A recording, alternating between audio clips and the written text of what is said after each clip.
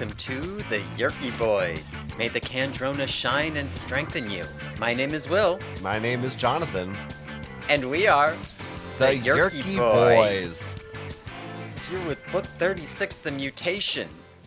That's right, which was released in the November of 1999.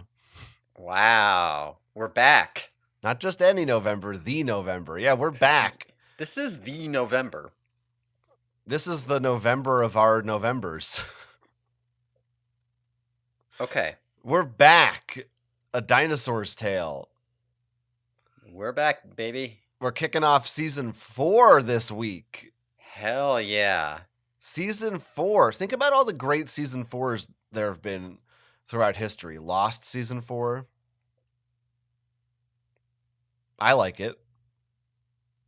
Battlestar Galactica season 4. Okay. Well, both bad.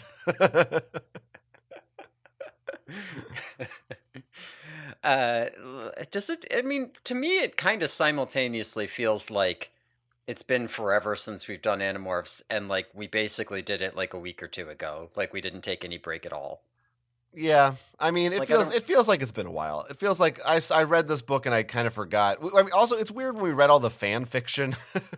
And now my brain has all this non-canon fan fiction shit in it. It was a little disorienting jumping back into the real thing. You have to remember that Marco and Cassie aren't actually dating. Yeah, but Marco and Rachel are actually kind of dating. Well, maybe. Headcanon. I don't know. Anyway, it's going to be a big show, but we have some news, some show news, and some sharing stuff to do right up top. So anyone who doesn't want to hear that, you can skip ahead about 45 minutes. The sharing. No, that's not yet. I didn't say to do that yet.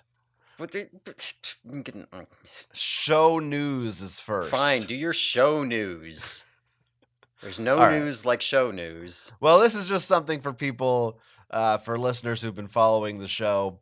Fans of the podcast, not just the Anna heads, but the Yerky Boy heads, who sometimes we like to check in with the progress and the status of our podcast. I think people think that's a little bit interesting. There's a little bit of behind the scenes. Yeah, everybody loves that. I think everybody finds that very fascinating. Not to raise any alarm bells or anything. Don't freak the fuck out. Nothing's fully set in stone just yet, but at some point, not today, not this week, but maybe in a future show, I don't know, you're going to have to stay tuned. There could be some form of ads or sponsored content appearing on our podcast. Whoa. And exactly what form this would take, it's still up in the air. If patrons maybe will get an ad-free version of the show. These are things that are still in the laboratory that we're still cooking up right now. But that's just a fair warning to everybody out there. There could be in the future, perhaps the near future, some form of ad from us intermixed with the rest of the show cleanly and unintrusively. That I promise. I don't know. That's exciting. Yeah, we'll find out. It's exciting for us anyway. I don't know. It's probably very unexciting for everybody else. They're all going to click out of the show now. But yeah, people don't like ads generally. But we do. This is another reason why you might want to sign up to our Patreon. Look, this is the way the world works, people. Yeah. If the more people sign up for the Patreon, maybe it wouldn't have to come to this. It's the way of all things. I didn't invent capitalism. Don't fucking come at me. Well, so that's fine. Put that in your pocket. Put a pin in that. Don't worry about that right now. This week it doesn't matter. Don't worry about that. Yeah, that's a problem for future you. All right, that's the show news. Now we can talk about the sharing. The sharing. Thank you. We got an email this week. This email comes from Lane. Okay? Okay. Lane writes in, "Hello, Yerky Boys. Can I just say something before I read this email? Okay, say it. and then we'll see what you Please. think while I read it. Tell It's me. long, of course. Of course. I suspect, I don't Uh-huh. know, but I suspect that Lane might be a Zoomer. Whoa. Now, how is Lane spelled? It's not like the other thing. Lane, like Lois. Okay. This is important if you're talking about anonymous weird internet user. No. Shut up. It's spelled It's important to Lane. know. I need to know these things. Can I read this, All right. please? I'm apprehensive about the idea that a Zoomer might interact with this podcast. I'm not exactly in favor of it, but Well, we're going to see. Please continue. It could just be someone who's pretty cool. Hmm. But here's the email. Hello, Yerky boys. I've listened to your podcast for quite a while, and I can say you're in the top 3 of the 4 Animorphs podcasts I've listened to over the years. Wow. Winking tongue out emoji. Is it it's an emoji? Yes. Okay. I'm already a little displeased that it's not an emoticon. Well, that wouldn't be a Zoomer, would it? Right, exactly, yeah. You'd maybe rank higher in my personal list if not for many minutes of ear time used up on arbitrary over-analysis of points that hold little to no import on the book or series itself. Still, I do like the more relevant analysis, and your satirical humor is oftentimes actually funny. Holy I do shit. like the long silences after one of you have made a particularly terrible joke as some sort of punishment for the act. Should we pause here and respond to this? First of all, our humor is not satirical. I mean everything that I say on this podcast. Yeah, this is entirely. I don't even know what this humor like.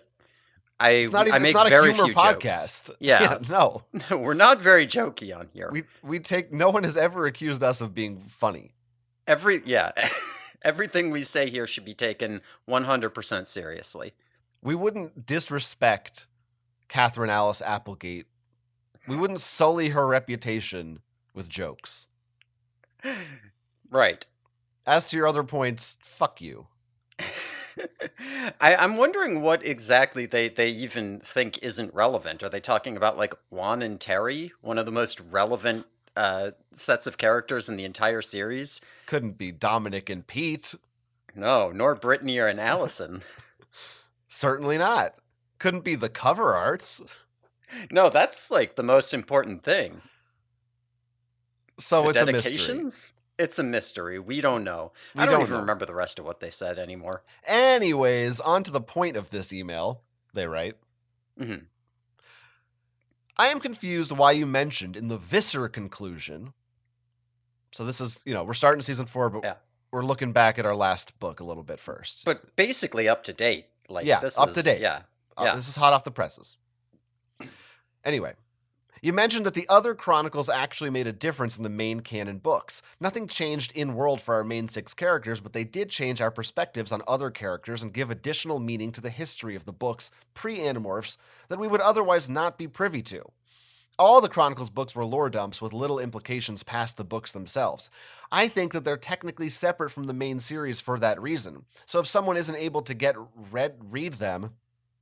There's a typo there. Nothing would really have changed, and they wouldn't have missed anything really important outside of adding context, much like Megamorphs. I think ultimately, its purpose was to fill in some of the Yeerk invasion history and give Visser 1 a more rounded character outside of evil Visser like 3 but smarter. Not that it was necessary, but that's why it's a Chronicles book. Shrugging emoji. Even the last bits that were important to the main plot, the Andalite fleet detour, could have been mentioned in the main books, though probably later on. Instead, we all get some dramatic irony, as we, the readers, know it'll be just that much longer before the Andalites can arrive. All said, though, I can't say Visser is one of my top books. Still, it's always nice to see when K.A. got to stretch her writing legs a bit with longer-form books. If you ever read the series Endling, I'd be interested to hear your thoughts. On Patreon, of course, which I'll subscribe to when I'm not broke AF. Her writing improves when she's not forced to pump out books at an unhealthy rate. We'll pause here. I feel like I want to respond to this Visser. Yeah, go for it. Yeah, point. Please. Because I feel like the answer is very apparent to me. Is my response to this. So basically, the criticism here is that, or the counter argument, we complained that Visser just keeps the status quo, and Lane is saying that that's true of all the Chronicles books. So why complain about this one when that's just how they are? And I feel like it's very straightforward that while that is true, the other two Chronicles books we've read so far, Hork-Bajir and Andalite, both of those books are very clearly presented as being outside the series. They take place in the past. They take place with non-main characters involved. And they could absolutely be read, for the most part, at any point in the series. Maybe, you could argue there's some of the books have referenced those things now recently, but at the time they certainly seem to be intended as more like standalone books. But Visser literally inserts itself. The previous book leads into it directly. It takes place in the concurrent timeline of the Animorphs series at that point. It presents itself as if it's going to have implications, in my opinion, to the series at large. That's why I find it more frustrating, because it feels like, to me, it reads like something is going to happen, or at least has the potential to happen, and then it doesn't. So I feel like it's a perfectly fair criticism. And I assume you agree with everything I said. Yeah, I do agree with you. I think that there is a kernel of truth to what Lane is saying here, and that like a lot of the backstory that Visser 1 gives during the trial, like the story within the story, is that kind of new information that kind of illuminates, the lore and whatever, the way that you'd have for the Hork-Bajir and the Andalite Chronicles, but like where in those books that's kind of the entire book, in Visser that's at best maybe half the book, and the other half of the book is this trial. And like the reason that, as you said, the reason that we care about that lore dump is because of what the outcome of this trial is going to be, which is directly relevant to the story as it moves on. I do think that also the two of us had slightly differing opinions on the quality of book, in part because I was more engaged by the backstory and like found it more interesting and believable, and you just kind of were like, I don't connect to it. It's too rushed. It's not the main story. We don't like spend time in these scenes. We're mostly in this trial, which is not going anywhere, if I recall. Yeah, I think I might have said, or I'll say now, because what's a podcast if not a vehicle to repeat yourself? Yeah, people probably didn't listen to that episode anyway. That's what Lane likes about our podcast, is all the time we spend. Were it up to me, I probably would be like, like you're right from a different perspective, though, that this book should have been more like the other Chronicles books. I wish the whole book was just or like 80 or 90% just the flashback. And then it would feel more of I mean, to be fair, it doesn't have the word Chronicles in it. So in a sense, it is different.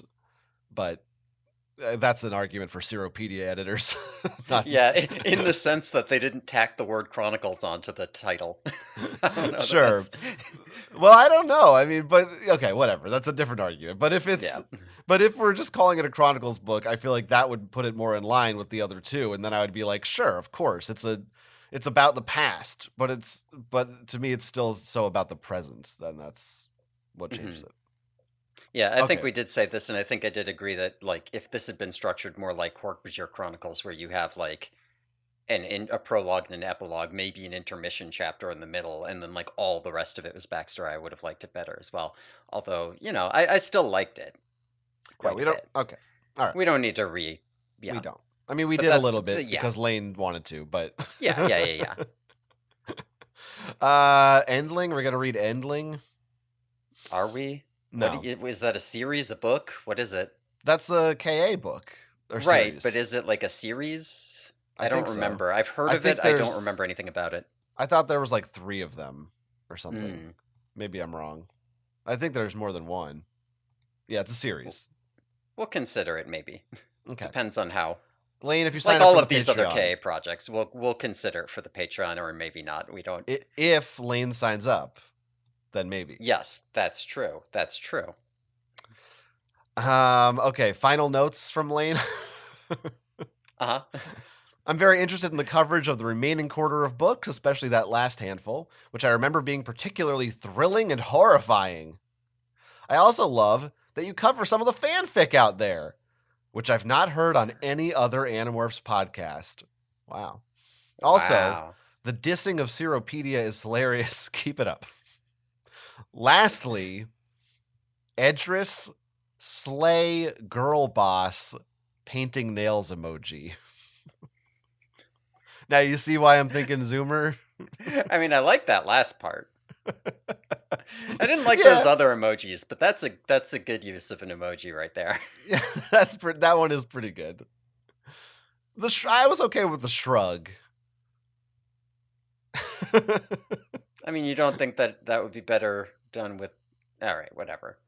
Well, I'm old. I'm you an want like old. the bracket with an underscore eyes looking sideways? I'm old. You would have preferred? Millennials still use emojis too. I know. I don't like it. Okay. Lane, I thank don't you for like that your... when I type emoticons, they get auto replaced with emojis. It's not what I wanted to. If I wanted that, I would have selected an emoji. Lane doesn't like that you're talking about this. This is off topic. Good. Lane, thank you for writing your thoughtful and lengthy email. And the other 3 podcasts that you're listening to, tell them to get fucked. Any of them ever read your fucking emails? I bet they didn't. So I bet they didn't. We're number 1 now. Yeah, number fucking 1, Slay. Painting nails emoji. And but it's fine, Vista or whatever. It's fine. It's fine. Everything's fine. It's all okay. Thanks for the email. If anyone else wants to email us, you can, theyerkyboys@gmail.com. If it's something about a recent book, or I don't fucking care. Take your shot while you still have it. The show's not going to last forever. We're going to run out of books. If you got something to say about book 7, fucking write it in. It's a little aggressive. No, it's exciting. Over there, you're getting a little... I'm getting people pumped. I don't think the swearing was necessary, and Sorry. Thank you. Let's get on with it because we got a big show. We don't have a lot of time. Yeah. So this is we're still, remember, we're in Ghostwriters.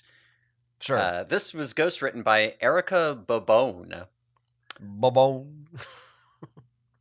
Yeah. This is her only ghostwritten book. This is her only ghostwritten book, and I mean, I didn't really try, but when I googled her name, I didn't come up with anything.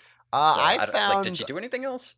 Yeah, I googled her name. I didn't confirm it's the same person, but I found an article about a writer who's also a realtor who's writing a comedic novel, like satirizing the realty industry. The fuck? Yeah, you didn't see that? It was like the first result. Huh. So it sounded like it was maybe I just saw realtor and I was like, oh, that's not an author, that's somebody else. Yeah, Wisecracks, author adds humor to real estate biz. It sounded like there was a good chance this person might have done an Animorphs ghostwriting gig 20 years ago, you know? Could be. Yeah, I mean, it could be. Maybe she gave up writing after having to do this book, and then and now she's like, I'll try my hand at it again now that I'm a realtor. Well, this other book, you can look it up. It's called Cracks in the Foundation. She calls it the antidote to chicklit. Why would I look this up? There are no skinny women prancing around in New York moaning about their boyfriends, their jewelry, and their jobs. This is timely satire on realtors and real estate. We're looping right back to the girl boss slay finger painting. Girl boss slay. And the main character of this book, by the way, is named Ginger Canadu. That's with a K. And she has a blog called The Canadoodler. Unfortunately, the website is no longer up. It was cracksinthefoundation.com. This article was published in 2008, and it doesn't seem like she's paid for that website domain anymore, but yeah. Might be the same person. Could be. Why not? I'm going to pretend it is. Yeah, pretend it is. All right. I was wondering, do you think that when she makes love to her husband, do you think they call it sex babone? This is even for me, this is so stupid. What does that even mean? Like sex bomb? Yeah. But what that I didn't even get that because it doesn't make sense. You could have said like if she started a band, like an indie band, would it be called Sex Babone? I was just trying to figure out how to get the word sex in there, okay? Leave me alone. Terrible way to do it. Leave me alone. Terrible. People don't even know what you're talking about. Listen, maybe if I had like set that up ahead of time. I thought you were just saying because like boning is sex. So I was like, this joke is horrible. I mean, you got it, didn't you? You immediately you were like, is that what you mean? It was. Well, so not clearly, I did a good job communicating. It was not immediate. What I was trying to say. There was 15 seconds where I just thought you were making a bone joke. This isn't satirical, by the way. This is all totally serious.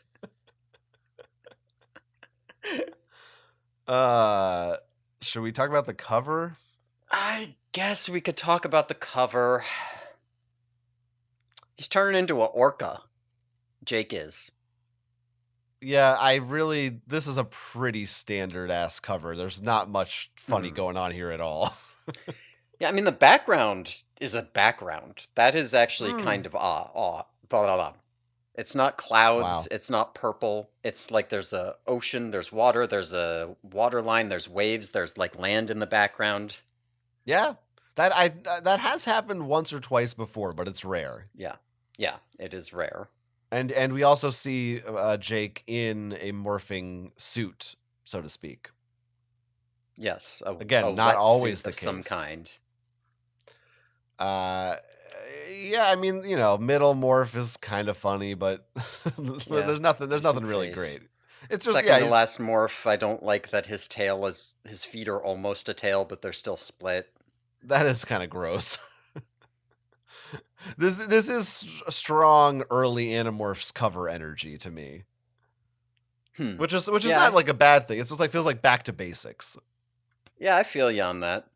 Yeah, this feels like this is on the poster in the library that says "read." Right?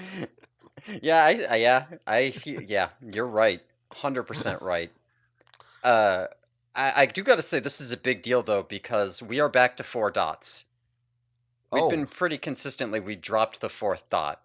Dot number 4, covers. Rearing its ugly head once again. Mm-hmm. The quote here, you won't even get the chance to change your mind. Because there's a yerk in it? Right, it's like the mind, or maybe change, or both. Too wordy, it's not good. Yeah. I don't like chance and change that close to each other because they're kind of similar, and I don't know. I don't like that. It feels confusing, potentially redundant. Doesn't flow in a way that I like. Yeah, it's pretty bad. You won't even get the chance to change I guess you could. Actually, you know what? The more that I think about it, no, I like that. Chance to change. Chance to change. Sure. That's the name of my album. Chance to change. Ooh, that's fun. Is it all like Gregorian chanting? Mm-hmm. I still don't think it's a very good quote, but the inside one I'm a pretty big fan of. It says, the Animorphs have a whale of a problem. Now that's fine. That's fine. Yeah, it's good. I like it. It relates to the animal. It's a pun, but it makes sense. It's not like hey, horses, hay is for horses because there's a horse, like Jake's for the birds. Yeah, right. It's like no, they've got a whale of a problem. Cool, fine. Yeah, we have a inner cover 4 dot as well here. Now that's unprecedented, It right? might be. I don't I know. don't actually know if it is. The inner cover is nice, very Lisa Frank, Echo the Dolphin. It's just Hmm. it's orcas. Oh, they're approaching an entrance in a cave, which I suppose we'll find out what that is later. Hmm. But again, to my eye, nothing truly interesting or noteworthy about this. Yeah, it's just a nice picture. Might be a nice like jigsaw puzzle for your coffee table type of thing. Sure. I do like the bottom orca's got. He looks a little bit meaner because it's the one Jake's turning into on the cover. They got to make him look cool. But this middle orca here, that is a goofy face. That is a goofy Well, expression it's making that's there. probably Marco. Oh yeah, gotta be. If he's making you laugh, it's Marco. He's making a joke. Yep, the regular cut up. Yeah, Uh, he's a killer whale, all right. Killing at open mic night. Bam. Now I do think all these whales look slightly different, like they have different spots and stuff. But as we're gonna find out in the book, they are all the same whale. Huh. So that's a Oh, little. oh, That's not quite well, canon. not necessary. Oh no, yeah, I guess at this point they are all the same whale. Maybe it's the water, is like ripples in the water. Or Hmm. yeah, changing your Like perception. right, like refraction or I was something. gonna say refraction, but I didn't feel confident enough to say it. I'm pretty sure that's right. I was like, I know light can be refracted. Right, that's what would be happening. That's why it looks wavy or I something. Something. I yeah, don't know. okay. Fucking who gives a shit? I know. I know I'm a little fucking refracted. All right, let's get into the show. Careful there. I didn't say anything. It's time for the show. It's time. It's time for our show. Okay. So we Erica, open let's see up. what you got. I don't even know what you. Whatever. We open up. It's actually a rare opening that doesn't start with a "My name is." But Mhm. Jake gets a call from Cassie in the middle of the night. It's like 3 a.m. and she says that he is needed in code, and they fly, or he flies to her barn and finds Cassie out there in the middle of the night with Toby, Jera, and another like fucked up Hork-Bajir named Han Tunad. Um, Han is like lying on her dad's like animal operating table, and it turns out he has been experimented on by the Yerks, and they tried to turn him into a fish person. Um, Han has like gills grafted onto him and like a valve in his throat. It's very gross, and he's dying because he can't breathe properly. Um, Turns out we discover that Visser 3 has been experimenting on Hork-Bajir because he wants to go recover the Pemelite ship. Um, if you remember from book 27, they lost the Pemelite ship. Remember I that? remember. Yeah, I remember that Yeah. book. Okay. It looks like a But they're dog. right. He wants to go back down there, and it's underwater. The other Hork-Bajir he experimented on are all dead. Han is the last one. We also find out that Jera and Han used to be friends, so it's very sad. A long Um, time ago, they yeah, used to be friends. But now, Han has gills and he's dead on the ground. good Come job. on now, Jira. Han is Are you dead. Han done? is dead. Yeah. Okay, I'm done. Okay. Okay, as long as you're done. I Mhm. expect full length. Anyway, we also lot of things we're discovering from Han here indirectly. Visser 3 is upon discovering that these Hork-Bajir mutants aren't going to work, Visser 3 has decided to build an ocean-going version of the blade ship called the Sea Blade. And so Han dies there in the barn, and it's very sad, and they bury him. So, Okay, that's okay? That's where we're stopping that. Okay. do you want to keep going? No, I don't know. It's just it was. I guess it's not that much, but it feels like a lot. It's like 2 chapters, maybe 3. Yeah, I don't know. So much happens. This book does. This book gets into shit. This is not a book that wastes time. It's No. like I there's actually no side plot shit. no, there is no side plot shit. I do think the pacing in this book is a little bit weird, and we will talk about it as it comes up, but Yeah, in some ways weird. I will say at least for the first half of the book, it's like, oh, this is we're just getting into the main plot right here. We're doing yeah. it. We're going for it. Y- in ways that even feel a little bit jumpy, though we haven't quite gotten to our jumps yet. And as you said, there's no my name is comes in like the title card after a cold open. Hmm. You get this cool lead up of, oh, something's wrong. Cassie needs my help. I turn into a bird. I fly out. My name is Jake. Oh shit! This is cool. Yeah. It's nice when ghostwriters try to experiment with the formula a little Do you bit. think that's why she didn't come back? KA was like, "How fucking dare you do that?" You must. No, I think this My is not the name. first time we've seen the ghostwriter do this. We've seen.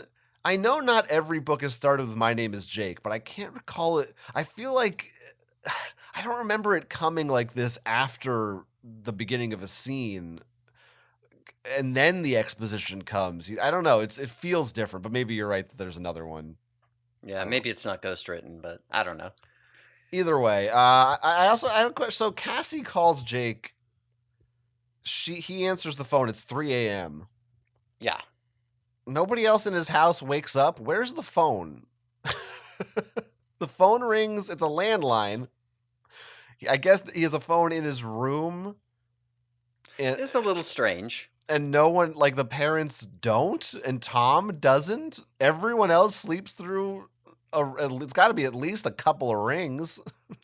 These are the questions that Lane the Zoomer won't understand because it's just like, oh, well, she just calls him on his cell phone. I don't understand. That discussion of the phone's ringing is pretty cringe. Honestly, this episode of the podcast, guys, it was mid. Yeah, it was Wow. mid. It was not for me. It was giving mid, is what Lane is saying right now. Wow, you're pretty cool. Yeah. Anyway, so I was confused about that.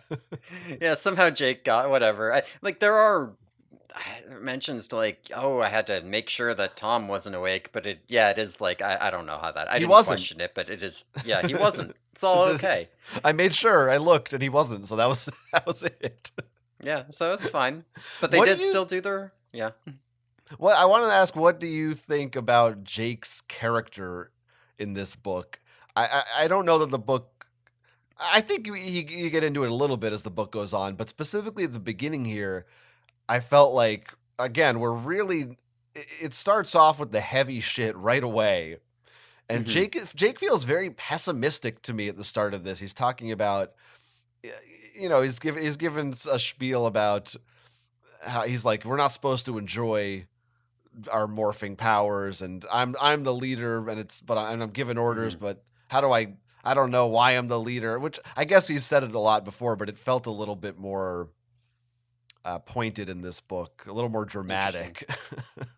Interesting. Yeah, I hadn't really picked up on that. I was kind of thinking like that it felt like there were a couple points where they tried to like uh mention Jake's struggles as leader, but they never really flesh it out. But yeah, you do have a point. He is a little bit more, I don't know, downtrodden maybe, at least in that sense. Yeah, he says, we are not winning this war. We're delaying Hmm. the final defeat. No more than that. Maybe not as much as that. Hmm.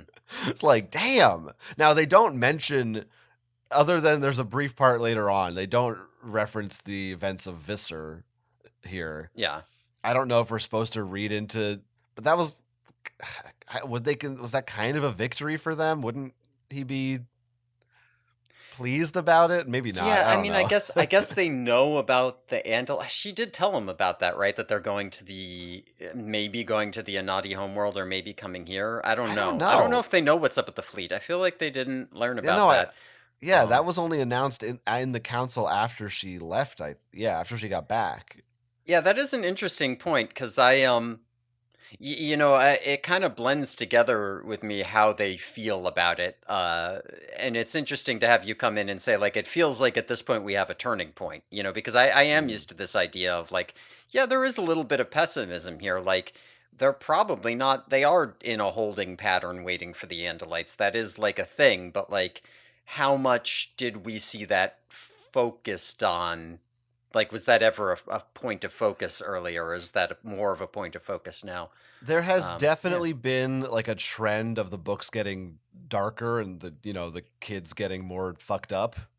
But Yeah. I feel like normally in the intro exposition, it's at least a little bit like we're your only hope. We have to be Mhm. secret because like it's I don't feel like I remember them ever saying, "Hey, welcome to the shit show. It's fucking Mhm. hopeless. We're fucked." Mhm. Like that felt different to me. Interesting. Yeah, I mean, this reminds me back, I think it was book 30 where they were like, I guess we're going to have to kill your mom, and nobody really questioned it. And you were like, Jesus Christ, when these kids get so hardcore? And I was like, well, the kids are hardcore. Yeah. I don't know what you want. But, like, yeah, if you're reading it the first time, it's a little notable.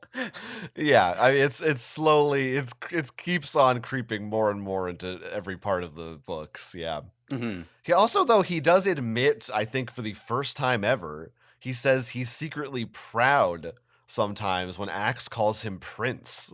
Oh, that's true. Yeah, he does say that here. So, like, simultaneously, maybe this contradicts what I was saying before. Like, he's kind of growing into his leadership role or accepting it Mhm. more. I mean, he's already done that at this point a little bit, but Yeah. it's interesting to read. I don't know. Yeah, I mean, you can engage a little bit with that contradiction the same way that you have. It's nice to have that sort of thing going on the way that you had Cassie's hypocrisy. You could have a little bit of Jake's, like, I just Hypocrisy. want to not have to be fucking responsible anymore, but also I'm kind of proud of it, and, like, that's who I am, and I don't know who I'd be if I wasn't that kind of thing. I don't know. Yeah, yeah. Now, I don't think that the rest of this book really like it deals with that, Yeah. but there's some of it here. Yeah, no, it's good to bring that up. Like I said, I noticed a couple points where they brought up topics like this, but as you said, they don't really explore it in this book, so I kind of discounted it. But it is good to bring up that they're doing it, I think. Okay, so you want to talk about Han Tunad? Han Tunad. Yeah, good old Han. Han spelled Hahn, which is the last name of one of my longtime friends and other podcast host. That Han. is true. Yeah. So that's interesting. It's also a Star Wars character if you misspell it. Right. And the last three letters of my name. Wow. Han's Han. pretty cool. Right. Can I tell you, give you a little excerpt from my erotic fanfic of Jera and Han? I feel like we should not go into the fanfic stuff because we just did a couple episodes on that. Well, let me just give you an excerpt here. Okay. Feet! Feet! Jera, more agitated than I'd ever seen him, pointed to Han's feet. Okay, yeah, no, that's not bad. Yeah, it's pretty good, right? That's heading somewhere good. Yeah. Um, This whole thing with Han is it's like, I want to say, like, it's like a new angle because of, like, the body horror, but Animorphs has always kind of had body horror. This feels like different though. Like the Animorphs will, like, morph and they'll have these weird things happen or they'll get trapped, but this stuff with Han is, like, very gross in, like he was experimented on against his will and he has all these weird Cronenberg bits and he's slowly dying. yeah, yes, it's a little bit freakier. I like that Cassie is there, our resident medical expert, Cassie, proven Uh-huh. brain surgeon. Right. Yeah. to He's lying on the surgery table. who takes a look at him for her professional opinion and is like, "Hey, Visser 3 didn't do a very good job putting gills on this guy's shoulder. Like, she's like, it feels like this big revelation. She's like, you guys, this isn't just some experiment. Visser 3 did a bad job. Like, no shit, Cassie. I do think it's funny that Visser 3, it's the same shit that he did with the anti-morphing ray, the same shit that he did with the free will potion. He's like, scientists, go make me an aquatic Hork-Bajir. And they're like, well, can you give us like time to run experiments or do testing, or maybe like we run through a couple of like failure cases and see, try to work our way towards something that makes sense. No, you have 3 days, slap gills on him. Well, fuck, I better hope this works or I'm gonna get murdered. Well, this is a continuation too from was it the toilet book when he was trying to make sharks? He put yerks in sharks or something, right? What was that? Oh, that's sort of true. That was in 15. Whatever. Yeah, they put the devices in their brains. Although that did start in 14 with the horses. Right. So I was close. I don't know. But yeah, so this is a long time goal of Visser 3's is to get underwater forces. Yeah, although before it was for Lyra, and then I guess they kind of gave up on that when they lost the war for Lyra. So now we're kind of coming back to it for this little Pem ship. So you could argue that is consistency and good writing, or that they just are repeating themselves and don't realize it, and bad writing. I don't know which. I might go for the second. I don't know. But I mean, the idea of Hork-Bajir soldiers that can go underwater, it's kind of scary and cool. I mean, the problem is from like our perspective in reality, I'm like, that's fucking stupid and weird. But I guess not in a sense of like, oh, this book is stupid, but like, how the fuck does that even work? But I guess with alien technology, we already know the Hork-Bajir were like created with DNA splicing. I guess it's not that crazy. Maybe this is also a thread from Visser 3 dealing with the Mercora, and maybe he got some ideas about DNA. Wait, no, he didn't deal with the. Oh, wait, what? He didn't Did he deal not? With the Mercora. Not Wait, sorry. Who is he dealing with? Sorry, I always in my head. Remember... In my head, they're the same thing. I meant the not the Mercora, the fucking the ones from the Hork-Bajir planet. Oh, the Arn. The Arn. Yeah, the sorry. Mercora are nice. The Arn are dicks. I just whatever. I can only keep so many fucking aliens straight in my head. Yeah, they're both like short and flat. I don't think the Mercora were that nice. I didn't like them. I'm glad they died. But yeah, I mean, when it's fun to think about that, and it's a little dumb in the sci-fi sense, but yet the real sense that I get here, and it's a sense that pervades the back half of this book, is that this is less of like a standard Animorphs adventure story and more of like a horror story. Like, because like a lot, what really strikes me in this scene is less like the idea of an aquatic Hork-Bajir and more like the vivid descriptions of the like unnatural valve that's been put into his throat, and he's like gurgling and can't speak or breathe properly as he's dying. It's very like icky and like it is fucked up. Yeah. It's it's gross. It's remember what was that Cronenberg movie? Surgery is Sexy, or whatever that movie was called. Yeah, the most recent one. I Get Off to Surgery. Crimes of the Future. That's what it is. Crimes of the Future. Yeah. Subtitle this shit's hot when you put a knife in a guy. Yeah. Yeah. Yeah, it's some of that. Pretty sexy as a movie. It's unpleasant. And this is also another, I feel like this was another recently we've been talking about books that have sort of been revisiting past concepts and how that maybe is a little bit feels somewhat lazy and like they're running out of ideas. And this is even beyond the thematic connections of underwater creatures or whatever. This is a direct sequel to the Pemelite ship book, which I didn't think was ever going to come up again. So, shockingly, weirdly, Eric the Chi is not in this book at all. Yeah, it's very funny. They finally found a way to like integrate the story naturally instead. Like, oh, we found Han, who like we needed to see him to kick the story off, and that's how we got the information about what's going on here. Not a Chi showed up and told us. But like this is because it's about the Pemelite ship, you'd think that, they would show up. Yeah, Like they get mentioned. There's a part where they like, oh, we filled out our intel with some Chi stuff. There's a part where they're like, oh, the Chi took our place for this mission. But I mean, they're not actually here. You'd think that one of them would be like, let me chat with Eric about this. He's kind of our friend, but yeah, I do think this book kind of forgot a little bit the ending of that book, because at the ending of that book, the whole point was like, oh, it's down so deep you can only get to it with like giant squid, and so then we decided to put it even deeper so that just like you couldn't get there, like you just couldn't, uh, and so like what are they thinking here? The Yerks. It's like, oh, we're gonna make Hork-Bajir that can swim there? No, that's not gonna matter. Well, like I don't. That's a side project, I guess. Like they need to get those aliens from the abyss. Yeah, I was thinking about the abyss a little bit reading this. Well, especially later on. But we'll get to that. Yeah. Mm-hmm. I mean, yeah, we didn't get to the ship yet, right? But that's right. Not well, the Pemelite ship. They mentioned that he's building it, but we haven't like seen it or anything. They do also remember that the Drode was in that book.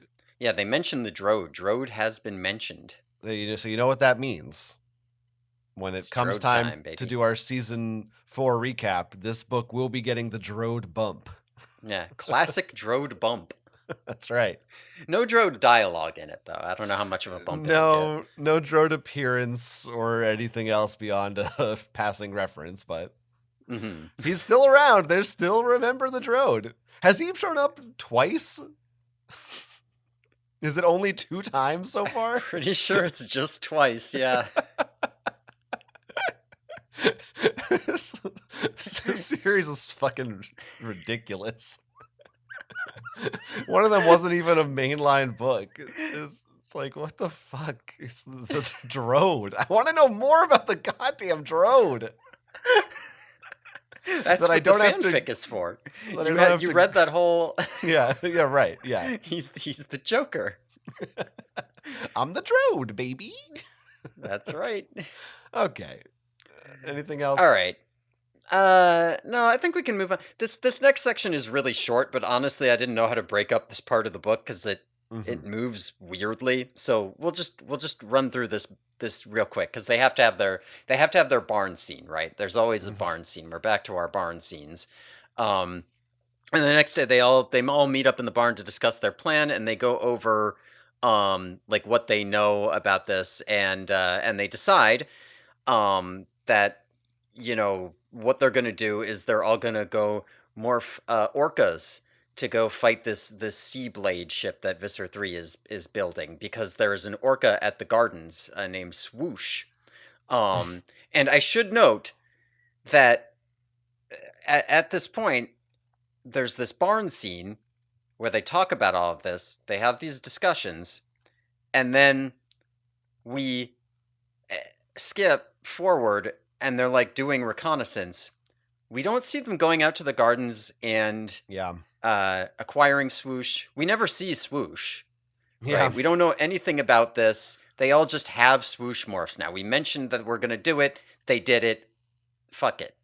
Right. It was there's a couple little parts like that in that. Yeah. There was a second where I went, oh, I guess they got the whale. I guess they did that. Like they don't even say after we got back from the gardens. Like they just are like, you just assume they must have done it. Yeah, no, it's like, and then here we are doing reconnaissance as birds, and you could easily be forgiven for being like on the gardens. You're checking, you're like watching the, you know what I mean? Like you're gonna come in onto the gardens and make sure nobody's watching when you nope, they did that. That's done. Now I gotta tell you another thing that confused me that I may not be easily forgiven for. Uh-oh. I think this one's on me, but I have to share it. Okay. I think it's like 50% on me. Okay? Okay. So you mentioned, so they introduced the idea of this, the Yeerks are working on this super underwater ship, right? Yeah. So this is the sentence that the passage that I read. Han was able to tell us of a powerful new seagoing vessel the Visser has built specifically for the purpose of locating the Pemelite ship. It is known as the Seablade. Look, sometimes maybe my focus is not fully on, yeah. At I don't even know 100%. what this problem is going to be. I can't imagine what the problem here is. I somehow read this and I thought they were saying that the Pemelite ship was known as the Seablade. What the fuck? Because listen, the sentence ends with the purpose of locating the Pemelite ship. It is known as the Seablade. That's how I read that. Okay, well, the listeners can make their own judgments on that. Look, I'm not, like I said, it's not all, it's mostly on me. However, there were the next few chapters, I truly was confused because I kept thinking, is this a second Pemelite ship? Is this a new Pemelite ship that's called that? I thought they were talking about like how, it can go deep underwater and in space. And I was like, yeah, they're just explaining the Pemelite ship in case you didn't read that book. Okay. I would like to clarify for the listeners that we are both in our mid-30s. Like, I am not a 30-year-old man who decided to start a podcast with a 9-year-old. I just want people to know that. No. You know what? Fuck you. It's not my fault. It's fucking Erica Babone's fault. It wasn't clear. It wasn't clear what was being referred to. And go fuck yourself if you think different. Well, the listeners can determine for themselves. It was fucking confusing. And it was in the midst of... And also, where'd they get these whales from? All this shit was going on. I had to go back and reread it because I was fucking confused. They're talking about how it's in the Yerk base, and I'm like, isn't it under the fucking water? I didn't understand. Right. Yeah. No, it was just problem to have. It was just one sentence that I glossed over. Anybody could have made this mistake. This is just because you're a Seropedia expert and you know all the fucking shit inside and out. You think you're so smart. Can I just briefly, as an aside, since we haven't shit on Seropedia in a while and Lane asked for it, the plot summary for this book on Seropedia is to be added. Yeah, well... They haven't fucking even done that yet. Yeah, that's happened wrong before. With them? They're not good. Listen, look, here's another passage from right after this. We have to go after... Just imagine you're me, and you, like, glossed over this, and you're, like, thinking the Seablade is the Pemelite ship, okay?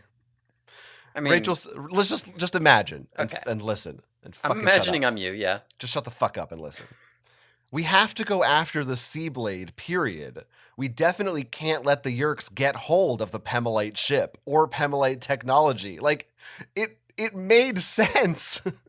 I'm like, oh yeah, they have to get the Seablade so the Yerks don't get their hands on it. Like, that's what I thought they were saying. Like, it flowed in a lot of these parts. Why would Toby think that the Pemelite ship was called the Seablade? I thought it was called the Seablade. I thought they were telling us that, like, that's what they named it.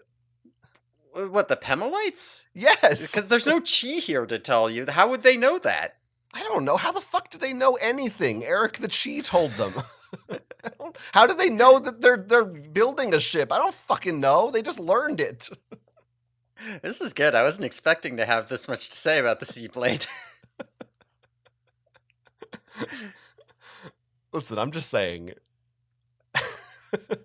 That was my the Pemelites would have called it like the Sea Bone or something. Sure. I mean, in hindsight, yes, it's far too aggressive a name for a Pemelite, but the Sea Babone. It's just whatever. That's it. That's done. Look, I cleared it. It was like 2 chapters. I went back. I cleared it up. It wasn't like I thought this the whole book. Okay. That's good. That could have caused problems. I did think when they're like, oh, we have to sink the Seablade. I thought they were saying, oh, so the Yerks don't get it. We have to destroy the ship. Like, that's how I was reading it in my head. Mm-hmm. Which, again, like, made sense to me. Yeah. And I would be all like, but Eric already sunk the Pemelite ship, but this book did forget that fact as well. It did forget that. Anyway, this also made me think there'd be you got a good battleship style board game here, where one player is the Yerks, and then the other players have to you have to see who can find the Pemelite ship first and move it. Which is what they say they shouldn't do, but I'm like, but it sounds fun. Yeah, yeah. I mean, if you are looking to make Animorphs-based board games, there's like hundreds of better ones, but if you're looking to make Animorphs-based board games based off of this book in particular, that's got to be in the top like 2 or 3 possibilities you can do. Yes, definitely. In the top 3 of 4 ideas, like podcasts. Right. That's That in is there. right. I do think that this book has very little idea of what the fuck, like, depth is. And I think it ties into, like, it's a little bit revealing as to, like, the thought process behind the cover and the morphs here. Because, like, there's, like, a whole part where Cassie's like, well, I'm thinking giant squid or, maybe dolphins or whales. And I'm just like, these are not, like, the whole point of the giant squid before was that you couldn't use your dolphins because they couldn't go that low, and you got sperm whales to bridge that gap. Like it feels like you're just like, what's the list of ocean animals they did? I don't know how deep this thing is. I don't know what I actually need. Do I have a reason that they're not going to be sharks or dolphins or whales or squid? I don't know. They could be orcas. They're orcas, okay? And that, which leads me to what I think the thought process was, which was, what's a good animal to put on a cover that we haven't done yet? We could do an orca. People love orcas. Why do Yeah. they have to morph orcas? I don't know. They're in the ocean. I don't. Just leave me alone. It's the 90s. They have to be orcas. Shamu is big. Free Willy is big. No fucking Free Willy references in this book either. Yeah, Shamu, but no Free Willy. I think the problem is that the other book spent so much time worrying about the depth. That is a problem, yeah. Like if it, like in a vacuum, it's like whatever. And I don't need this to be scientifically accurate. They turn into whales. They go underwater. Sure, that seems fine. But you had a whole book that was so concerned about the depth. So now it's like, and this is a sequel to it. It's not even like a different story. And they're actively referencing it. Like they're not just being like, we got to go in here. They're like, should we use our giant squid morphs that we got last time for the depth? And we wrote half the book about that. Nah, I don't want it. That's kind of creepy. Let's do, I don't know, orcas. That is weird. Let me give you one other thing here that, okay, again, a little bit in my defense of just saying some of the writing in this book is a little bit is a little off to me. Again, this is before we knew that that they had orcomorphs. Jake starts morphing. And and at one point he says, "My mouth filled with teeth the size of a hammer's claw head," which is a very weird thing to say. Again, when I read the sentence before this, it's very clear he's turning into a whale. But I just saw the word hammer and I was like, "Oh, hammerhead shark, maybe he's doing hammerhead shark." And then it just went the other. Then it was like orca. Oh, he's an orca. Huh? Yeah, it is jarring. Because that is for the first time you find out that we time skipped and they already got their orcas is when Jake starts morphing one. And yeah, it's weird. Yeah, and it doesn't even say, he's like, I began the morph and my head came out and started to look like a whale's, and you're like a what? Like, wait, what? Yeah. Or whatever it said. I don't know what it actually says, but yeah, it's so I just felt like I was on the back foot with this book. I felt like I was always one step behind what was going on. I was a little brain fogged. I don't know. The beginning is kind of choppy for sure. It's pretty rushed. I don't know how much of it is just like okay, listen, you fucking know the drill, okay? Just we're not. Maybe K.A. Applegate didn't write it because she was like, you always write a scene like this. Fuck it, they get it. The ghostwriter will put it in, and the ghostwriter just didn't know to put it in. Who knows? I did like that he says, as an orca, anything bathed in seawater was my meat. Yeah, pretty good. I I do think it's fun to know. I think we've had this discussion before about how like ethical the Gardens is, and we kind of gave them a Hmm. little like tisk tisk for their dolphins. But now we know the Gardens has an orca, like one lone orca. It's pretty clear the Gardens is not an ethical place. Yeah, that's true. Although, at the time we all thought it was fine. Yeah. I mean, it's compounded by the fact that this orca is named Swoosh, and it is canonically because it's like a sponsorship thing from Nike, so Nike got to name their whale, which I don't know. I feel like that adds to the capitalist hellscape that this whale is living through. It really does, and it is what a strange, stupid choice. And I like that Cassie says that, and then it's not commented on. Like immediately, Jake's just like, "Okay, so the plan." Yeah. Cassie's all like bloodthirsty in this part too, but she's bloodthirsty over like Han. She has a couple points where she's like, we gotta go fucking get in there and get revenge for what they did to those Hork-Bajir. She doesn't seem to care that much about these orcos. It She is a doesn't bring up morphing strange. them. Like Jake points out that it's strange, but we don't get any exploration into why Cassie is. I mean, I guess you can surmise she's Hmm. sensitive to the Hork-Bajir plight and like the fucked up nature of it, but as opposed to every other fucked up thing Yerks do all the time, I don't know. Yeah, like they make mention of that, and you can kind of come back to the classic. Oh, Cassie's kind of a hypocrite, or a hypocrite. She's a She's hippogriff. kind of a hippogriff. She's more moved by like this individual thing that she saw than like the bigger picture. Blah blah blah. But it's like that's not really new or interesting. Like we've kind of seen that It's just a before. thing. I did like. Yeah. Was it in this scene or I think it was around here, maybe it was later that Jake's describing everyone's reactions and he's like, "Oh, Cassie's being weird, like Jake is or Marco is making a joke or whatever." And Rachel and Axe are just kind of doing nothing.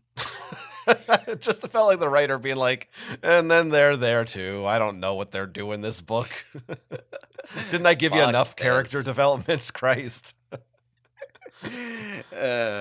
So fucking done here. Yeah. All right. So yeah, But like I said, we are a quarter of the way through the book, and this feels like a point that might normally be at the halfway point of the book. Or this would be the yeah. point when like they try to go into the ocean, but something goes wrong and they come back later. So all things considered in terms of pacing, in some ways, I actually like the pacing of this book, that it's like where we are just getting Mhm. down to business. Yeah, maybe pacing's wrong. Maybe like structure is better because Yeah. like they don't like it's fine to skip over things and not show them, but like the way in which it's done makes you feel like they should have been there somehow, even if they were completely unnecessary. Well, I don't know. it just needs an editing pass. Like it just needs someone to. You just Yeah, need a little bit just to like mention the yeah. gaps. That's all. If only they had been given outlines and allowed to have editors, then they could have written better books. Yeah, if only they didn't have to write things in like 4 weeks and get it to print. Yeah, less because she changed the plot 2 weeks in. Right. Yeah. So like we said, Jake and Marco, And they they went were off. They were both birds. right. They were surveilling. They Jake follows they see it take off, right? They see this Seablade ship take off, and Jake follows it to the ocean. And when it submerges in the ocean, he demorphs and then morphs into killer whale to follow it. Um, so he's like following it, watching it. The Seablade sets up a cloaking device that makes it look like a whale to sonar.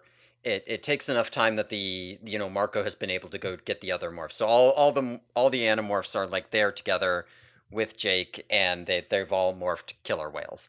And two regular killer whales have also showed up to join their pod because they're like, oh cool, there's some buddies over there. Um, so they square up and they get ready to try to fight the Sea Blade here, as killer whales. And like as they charge it, immediately one of the real killer whales gets Dracon in half, like literally in half. Um, and there's a big long fight scene, and it is extremely gory. They're like getting pieces of themselves lasered off. They're being like split open. There's like gallons of blood in the water. There's chunks of them missing. It's very gross. Jake has to like demorph and remorph, blah blah blah. but they do eventually manage to sink the Sea Blade by ramming it a lot. Yeah, and again, this is the opening of this book. We have depressed, hopeless Jake, followed by fucked up genetic experimentation, dying Hork-Bajir, and now straight into whale massacre. Yeah, it's one of the gorier fight scenes in the series, and that is saying something. The description that really, I've really got a disturbed couple me. written down, yeah. I'm sure one of them must be sliced in half like a loaf of Italian bread cut open to make a sandwich. Yeah, that is one of them. Yeah, that is right after Jake is all like, he's like, okay, how many of us are there? Well, there's not 6 of us because 2 joined. There should be 8. Why are there 9 of us? Yeah. There's also a bit later where he sees, I think it's Axe or somebody go by, and he describes the wound Axe has as like a fishmonger had sliced out a fillet. Ugh. Good God. It's really gross. Horrible. Yeah. I'm here thinking Jake better be careful. You know, if he gets split in half like that, he might get separated. You know what I'm talking about? Oh, yeah, I do know what you're talking about. He might get separationed. Yeah. Now, what would you have done if that had been a real Animorph, like, I don't know, Tobias or something, and then each half morphed back, and it just became the separation for the rest of the book again. I would have been thrilled. But not a main character. It's not Jake. It's just someone else. Yeah, it's not, right. We're watching it this last time we got to see it from their point of view. I would have loved. I mean, 2 Tobiases would just be fighting over territory, and maybe it's Rachel again. It's just Rachel again. That's just what happens to her now. Yeah, okay. Applegate was like, you know what? I think it would have been better if I hadn't put her back. No, it's like how on Family Matters, like like once a season, you'd have a Stefan or Kel appearance. Mm-hmm. So you just every once in a while you have a cameo, like, oh, me and Rachel's back, you know?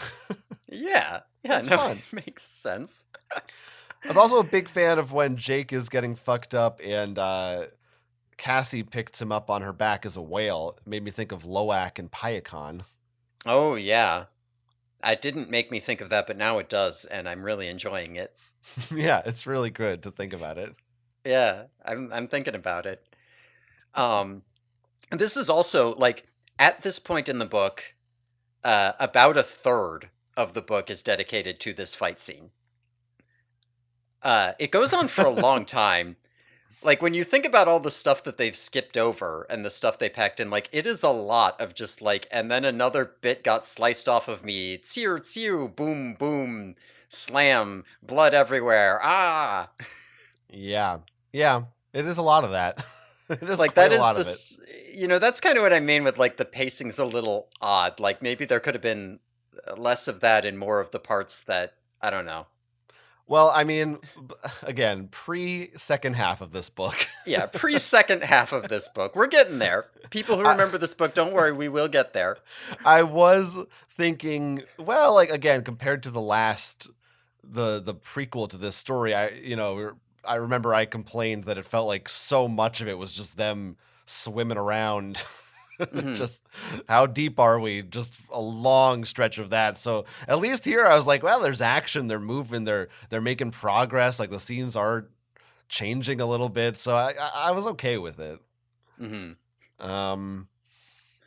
Yeah. Well, see what happens when we move on. Actually, before we move on, I should say we get a pretty substantial Nora mention. Nora Robinette. Oh, sure. Yeah. And also a mention of the poodle. Yeah, and the poodle Euclid. That's right. I think that might be later, but that is in here. That's pretty fun. Yeah, it's good. Marco's upset because he has to do acceptably in math class now because he's like, well, fuck, now my stepmom's the math teacher. He's mad because you can't bullshit math. You just got to get the right answer or you don't. Isn't that another kid's book? My stepmom's the math teacher. That does sound like a kid's book, yeah. A few other things from this scene I want to talk about. Axe refuses an order from Jake. Oh yeah, he does, doesn't he? he tells him to leave, and Axe is like, no. Like, that is completely out of character and not justified, in my opinion. Like, I could see Axe doing it if it was like, save yourself or something, and Axe was like, no, I'm gonna rescue you at my own risk. No, he's just like, Mhm. nah, I'm gonna keep fighting. Like, he. What? Why? Since when? You do whatever he says. That's your whole thing. Yeah, there have been a couple times before where you've had a conflict like that, where Axe will try to refuse an order like that, but it's always like Axe, you have to retreat, and Axe is like, but Prince Jake, please, no, my honor, I can't just retreat, and Jake's like, Axe, that is an order, and he's like, yes, Prince Jake. But like we've seen Yeah. that a couple times, but I don't think we've ever just seen him be like, no, no, I'm gonna stay. It's all good, and Jake just that's it. Yeah. It's weird. And it's not treated like anything. It just that feels like not understanding the character to me. That But could be. I don't know. Or trying, or maybe like the idea is they were trying to do something with that, but they don't do anything with it. So it's not like if there was a subplot about like contention between Jake and Hmm. Axe or something, then okay. But it's just this one paragraph out of nowhere that I'm presuming next book will be back to status quo. He's doing what he says again. Like what was that? I don't like that. Yeah, there's very little in this book, in the way of character. Like these Mm. characters in this book could, you know what I mean? Like there's not that much. They're very interchangeable. I think. You don't see much characterization from any of. Like you'll see like brief mentions and asides, but none of it's really explored or worked on. And like this does in a lot of ways feel like, and we'll get to this more when we get to the second half. It kind of feels like a very different story. That there's just like I don't know what Animorph story I should tell, but I got a story. We could put the Animorphs in it. Yeah, I think I agree for the most part. I do think the Jake POV makes sense to some extent in that Hmm. it's sort of about his leadership and them working together as a team. So Hmm. that there is a lot of Jake having to come up with plans and give orders and second guessing himself stuff. But that's I don't know, that's Yeah. about it. I agree that it makes sense. I don't know that I would agree that it like really shows Jake's character much. Like it makes sense for him to be there, but it's not really I don't know that like it does it paid off or well, important. but it Yeah. there it definitely tries to do it. Okay. They Okay. definitely That's fair. it comes up at least towards like the last third. Hmm. Okay. Where All are we right. at? Do we want to talk about the second half of this book, Let's where see. where we actually get into the shit? I will say. Oh wait. So do we see? Oh no, I'm thinking of something else. Oh, okay. That's okay. I just made that connection. They do see some creatures down here at this point, right? Yeah, this is I just kind of folded that into the next section. But yeah, they do see some creatures here after they sink the ship. And we don't know what they are. Okay, because at the Yeah. time I was like, are those the underwater Hork-Bajirs? And that's a pretty reasonable question. And this was also the time I was thinking, was this book just written to make new action figures? Like now we can sell them the Sea Blade and the underwater Hork-Bajirs and whatever. That's what it felt like. God, that would be cool though. I want those. Oh yeah, for sure. With it's got you can put it in the water and it'll like grow, Whoa. in one of those. And the blades get Yeah. sharp. Yeah, I man, I love that shit. Give me One give me other some Hork-Bajir action figures and some ones that go underwater. well, we'll get to our toy episode. That's later. Yeah. That's later. Yeah, we'll But get to it later. But one other general thing here. hmm. At this point,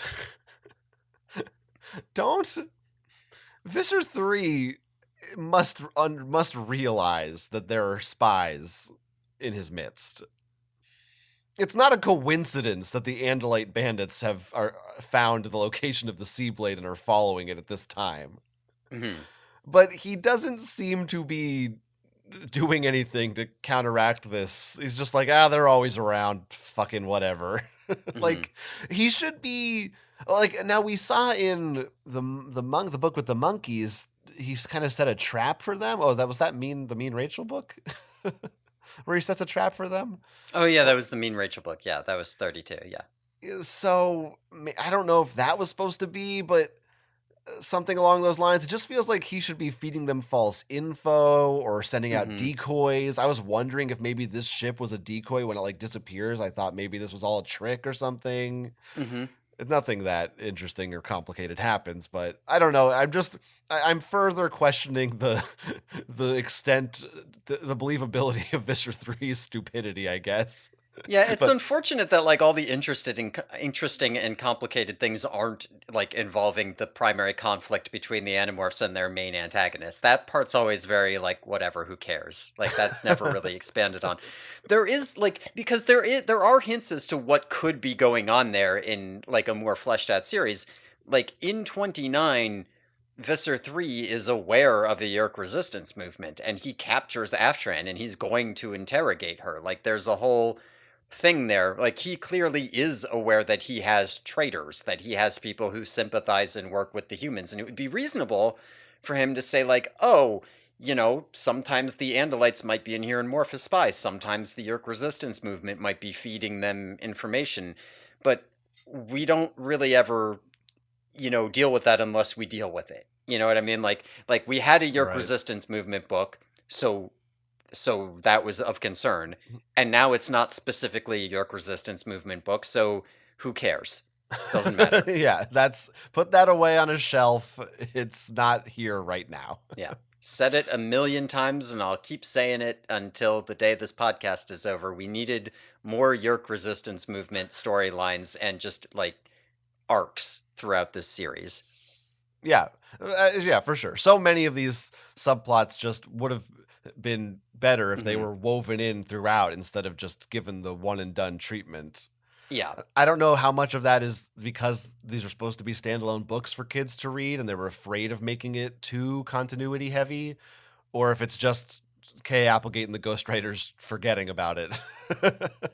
Yeah, I mean, based on what we've heard K.A. Applegate say, it feels more like she's like, well, these are kids' books that are supposed to be standalone, so that means I don't have to think about continuity. It's not like, oh, I can't do that because they wouldn't get it. It's more like, oh, cool, I don't have to think about that. Yeah, I'm Whatever, I on to the just don't next think thing. about it. Yeah, Yeah, fuck whatever. it. Who cares? Yeah, Boring. Next. yeah. Ask me a real legitimate question and I'll give you a dumb joke answer. Classic. Casu. Casu. Gesundheit. Do we want to talk about the part of this book that people remember? It is a little bit like, is it the Lyra book that starts out with the mosquito shit? Yeah, yeah, and then like halfway through they go to Lyra. It is reminiscent of that. Yeah.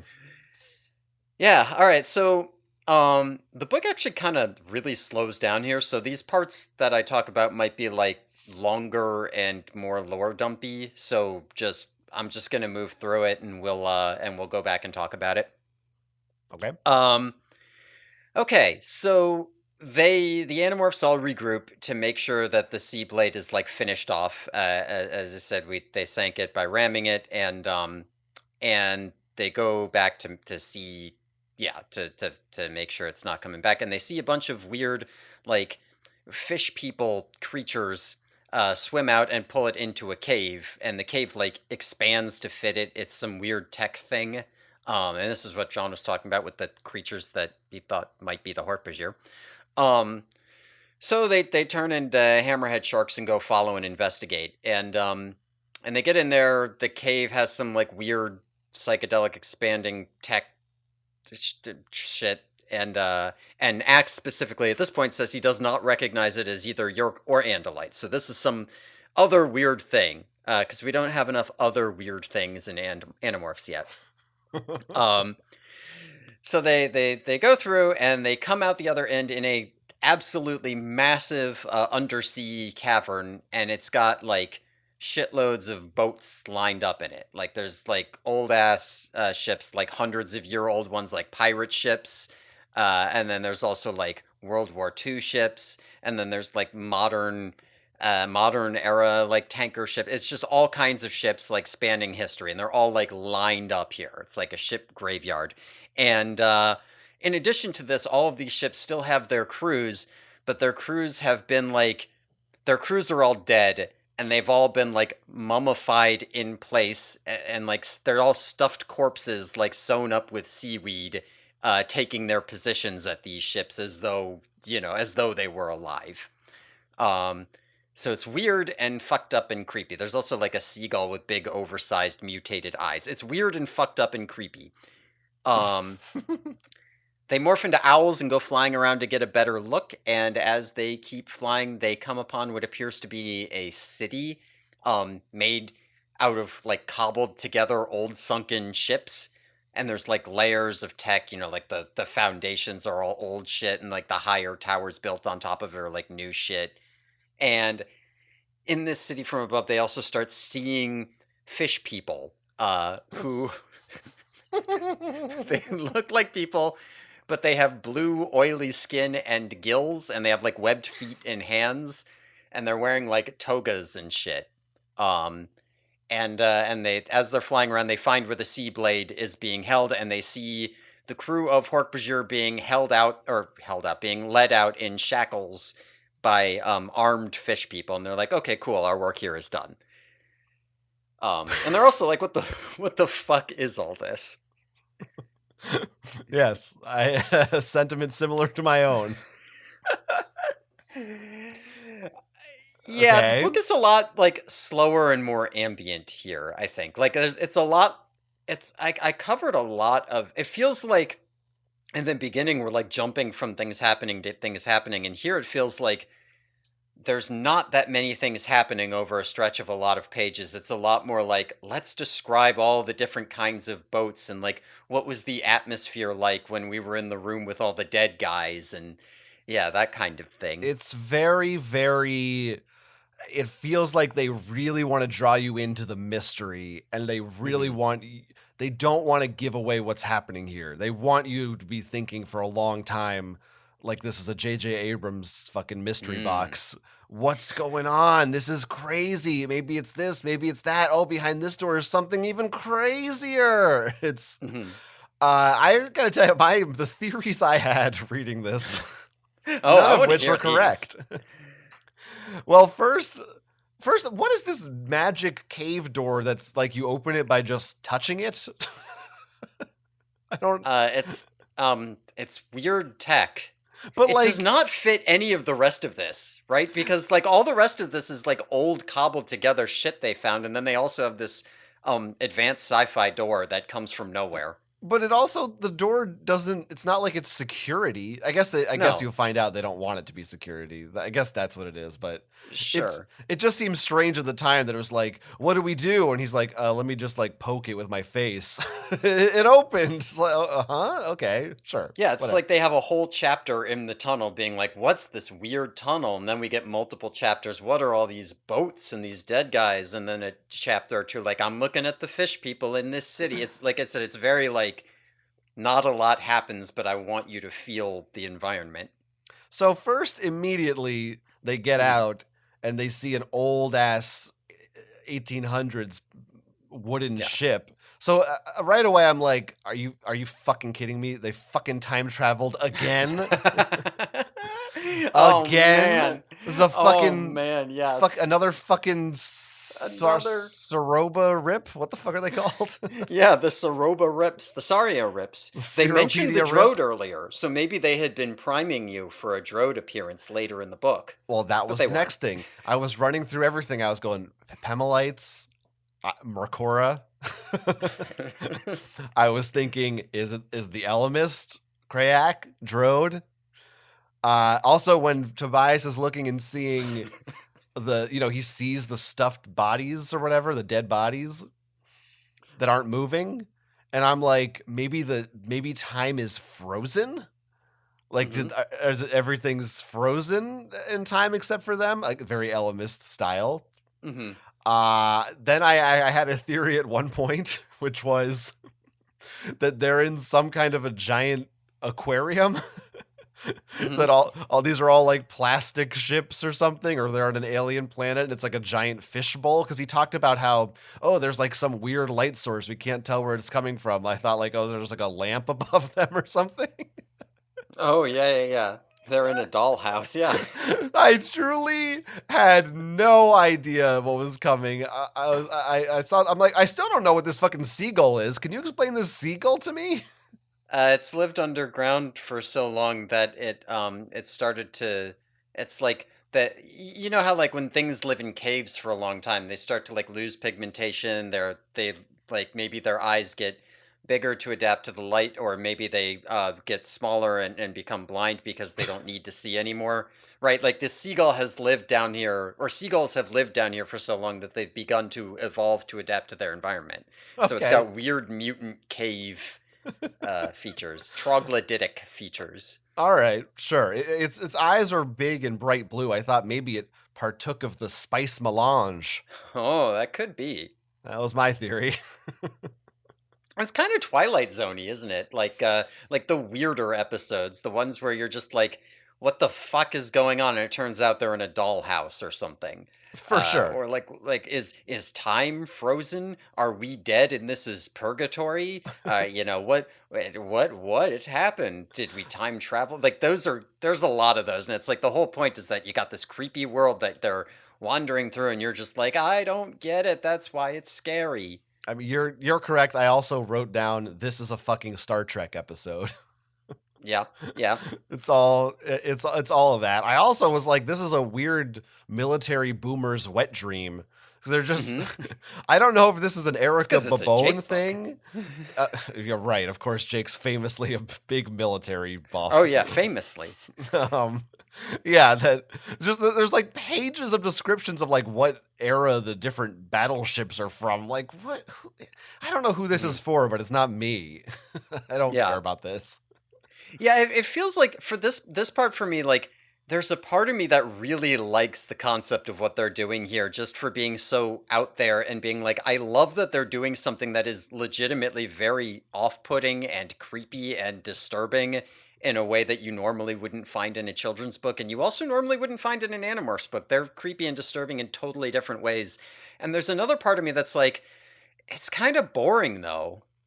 Like, I wish it was a little less boring. Like, I it, feel like I don't know how much of the problem is Erica Babone, because I was thinking about it too, and I was like, if part of the problem here might be that you have children's book prose, because like you have these long descriptive atmospheric scenes in which things don't happen, and that's my shit if like Tolkien does it or Stephen King does it or whatever. People who write for L. Ron adults. Hubbard, yeah. Right. And maybe if maybe Erica Babone is just a bad writer, or maybe if she were writing, maybe any writer would have done a bad job because they have to write for kids. I don't know. I don't know. I don't. I mean, I said the military stuff. I was like, this is weird, but Mhm.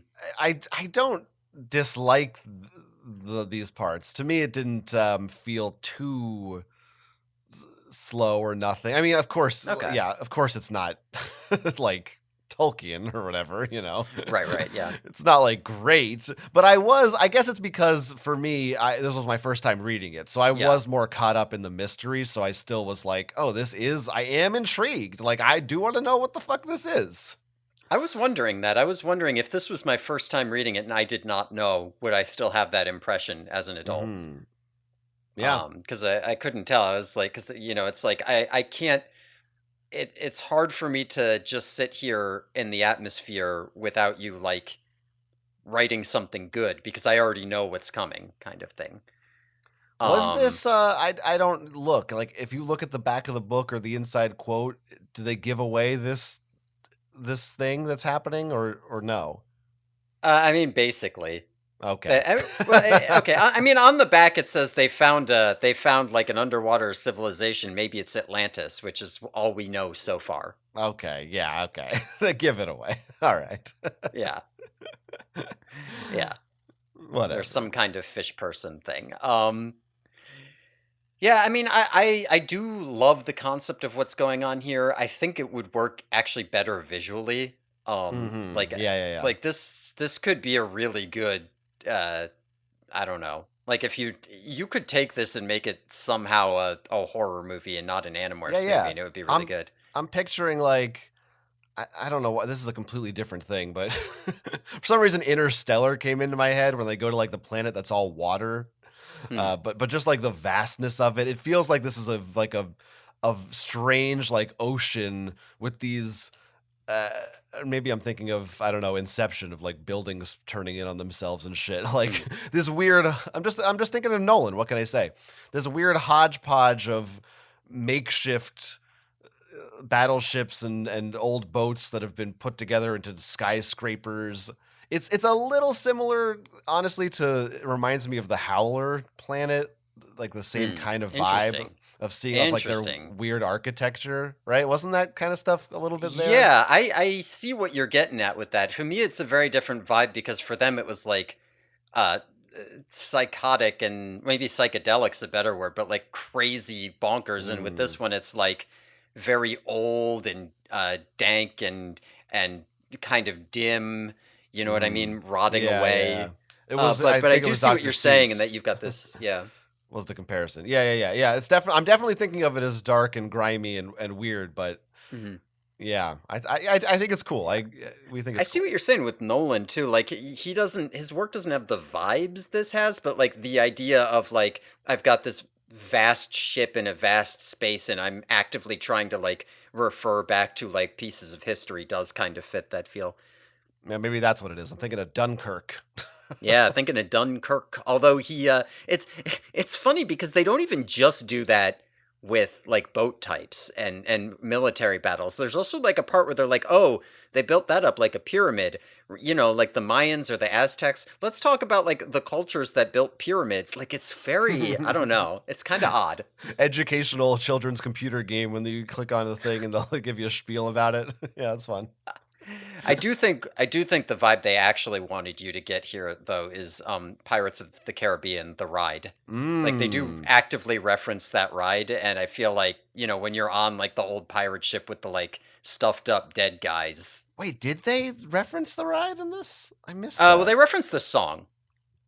Oh, is that from? Did that I thought originate that from that?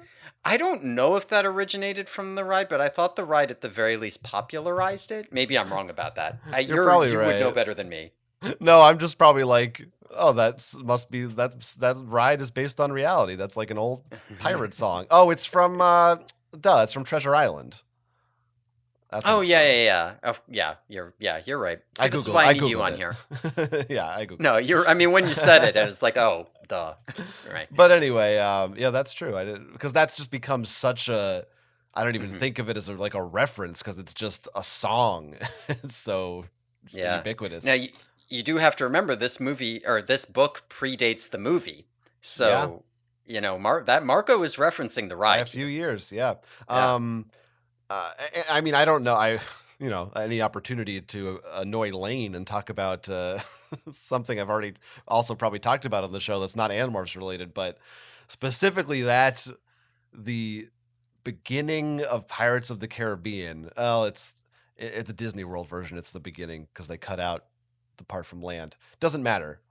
Hmm. Hmm. There's a part where you come out of the caverns and you first see a big pirate ship shooting at you, and now it's got fucking Captain Barbosa or whatever the fuck on it. But it didn't used to. It used to just be faceless, nameless pirates shooting at you, Yeah. and it still gets me. But as a kid, that is like one of my favorite. That specific scene, that section of the ride. As a kid, I was so. I couldn't tell like, oh, there's mirrors or there's a ceiling light over there. Hmm. My memory of that is that just being in this vast, truly like knowing it was fake, knowing it's a ride, Hmm. but also simultaneously not really understanding how they accomplish this and just being like, I am in the open fucking ocean. And there's Hmm. pirates like in my mind, like a mile away, there's pirates. Like it just seems so Yeah. vast. And I like that you brought that up because that vibe is one of my favorite vibes of all time. I love that shit. Yeah, I mean, listen, that is my kind of ride. I do love that ride. I have vague memories of having gone on it as a child, but not very concrete.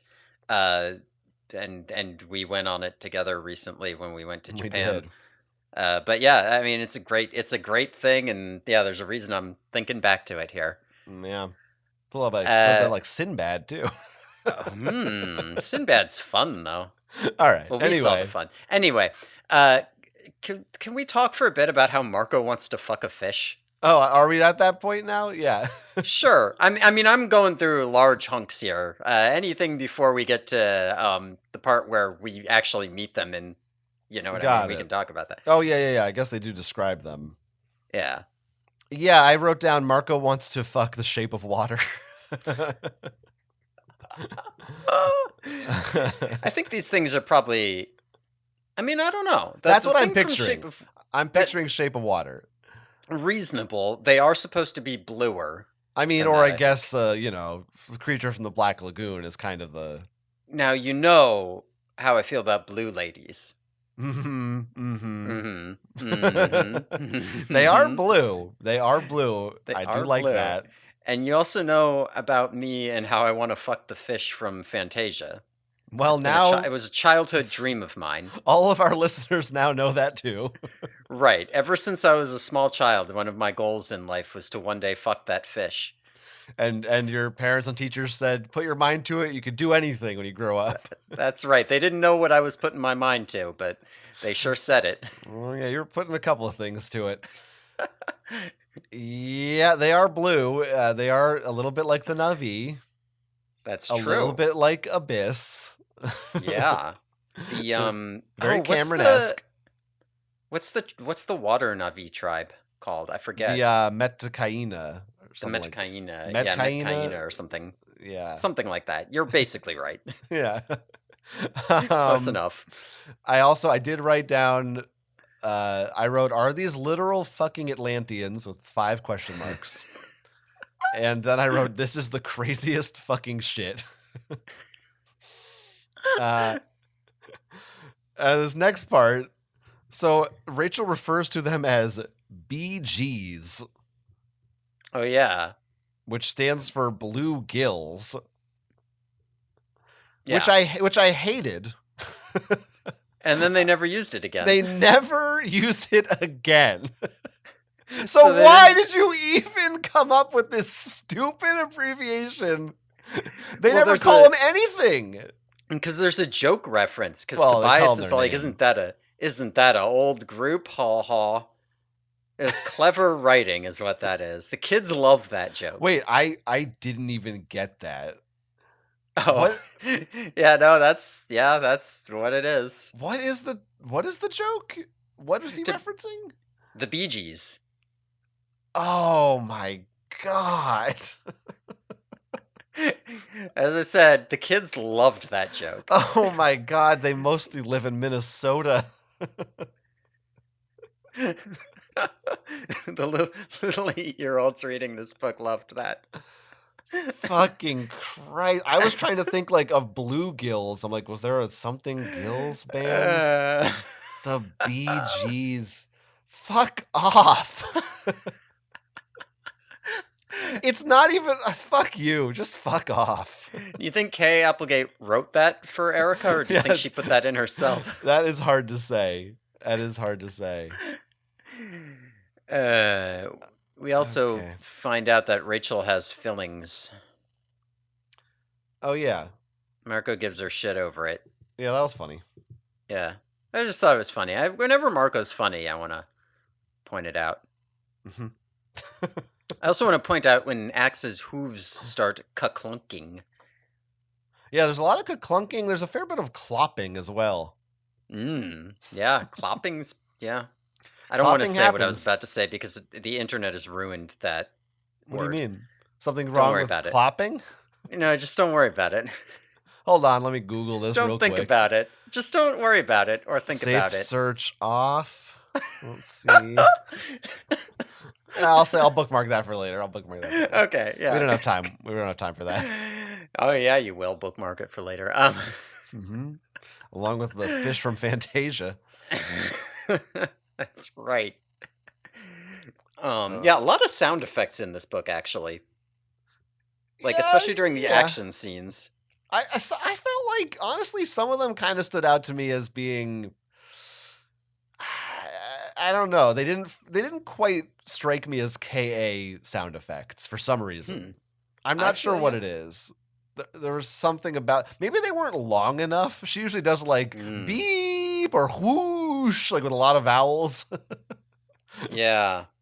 Or like the wrong kinds. I flipped open to a random page near the end, and I'm seeing like bosh and zzz, and there, I don't know. There's no tsiu tsiu. You know, I don't know. I see what you're saying. I don't know that I could put my finger on exactly what you mean, but I don't disagree. Yeah, yeah. In some regards, I think this author actually did a fairly good job imitating Ka. Not necessarily in a positive way. All right. Do we want to actually learn about these fish people? Yes, please. The fish people, All right. please. All right. I'm gonna cover a lot again, so we'll be able That's to fine. meander for a while. All right, so like I said, they're like, okay, cool. The Seablade got captured. They got everybody. So let's get out of here. Fuck it. They demorph to get ready to go, and they get attacked and captured by fish people who leap out of the nearby water. Because they're like, you know, they've got Tobias scouting far away, but they're under the water because they're amphibians. And so they jump out and net all the Animorphs, except for Tobias, who flies away on Jake's orders. And Jake is like, well, we don't know if Visser 3 is still here or where he is or if he can see us, and plus we don't actually know anything about these guys, so let's just, like, let ourselves get captured and see what happens. Like, let's just not fight back. We'll just, whatever. They get hauled off to a throne room, and in the background they can hear, like, Visser 3's Hork-Bajir being, like, tortured or something. They're all screaming in the background, so it's pretty creepy. And they get dumped out in front of a throne with a queen fish lady sitting in it. There's like lines of like armed fish people guards, and they've all got like cobbled. You know, it's like some of them's got like spears, and some of them have machine guns. Right, that kind of vibe. Just whatever they picked up. The fish person queen introduces herself as Queen Soko of the Nartek. Right, these fish people are called the Nartek, and she's Queen Soko. And she assigns a guard to them called Naka, who will like guide them around and watch over them. She like has a conversation and invites them to a banquet. At the banquet, Queen Soko, you know, they're talking with her, and she explains basically what's going on. And yeah, basically they're from Atlantis, right? The story as they understand it, which it may be exaggerated, we don't know, is that thousands of years ago, the island that they lived on sank, and now they live in these underwater caves, and in their version, like through sheer force of will, they adapted to life underwater, but Axe thinks that it is more likely that the rocks in the ceiling providing light are radioactive, and so that's sped up their evolution. They've mutated into these fish people after living down here for so long. And we find out that, yeah, I mean, they capture surface dwelling ships and, you know, to study them, and then they like kill the crews and stuff them. Yeah, that's like that's their thing. That's their deal. That's what they do. And Queen Soko also reveals that now that they have this new Seablade thing, which is clearly better than all of the human shit, she's gonna use it to make war on all the surface dwellers. Yeah. So, you know, they have that. They are looking around the city with Naka. Axe figures out that, like, their mutated DNA is, like, fucking them up, right? Like, they're, we bitched about the word devolving on one of our earlier podcasts, and he actively uses it here. Yep.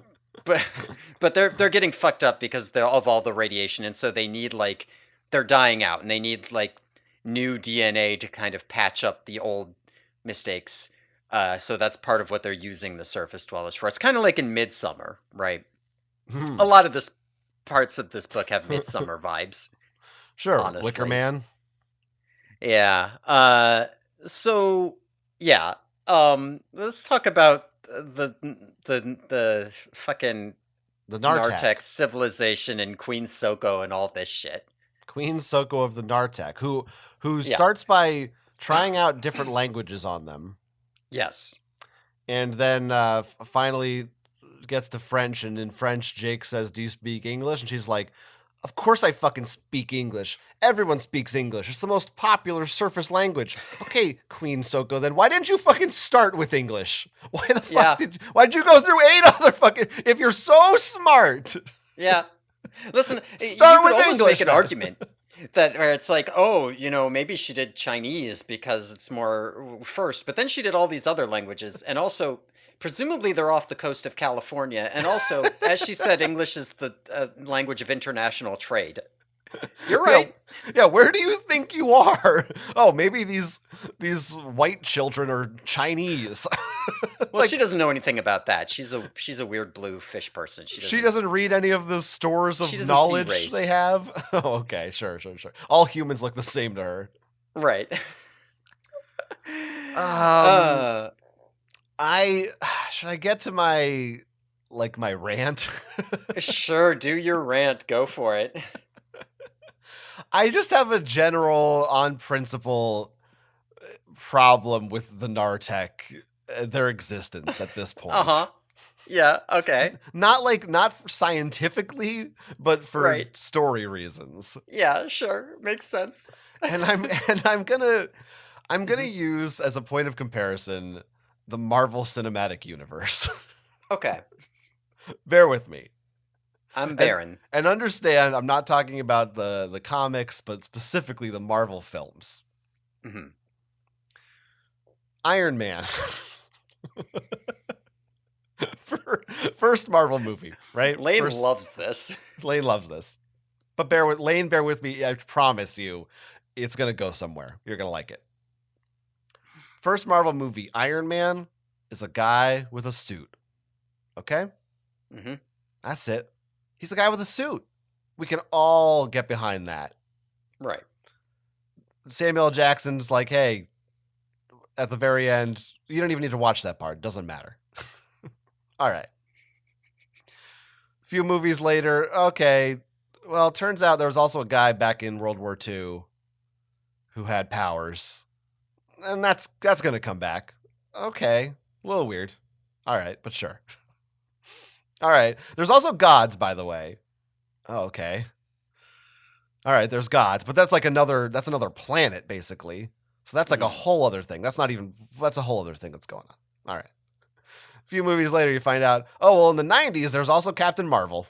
We didn't tell you about that, but there was Captain Marvel, and she's been here too. She's been here the whole time before Iron Man was around. She was there.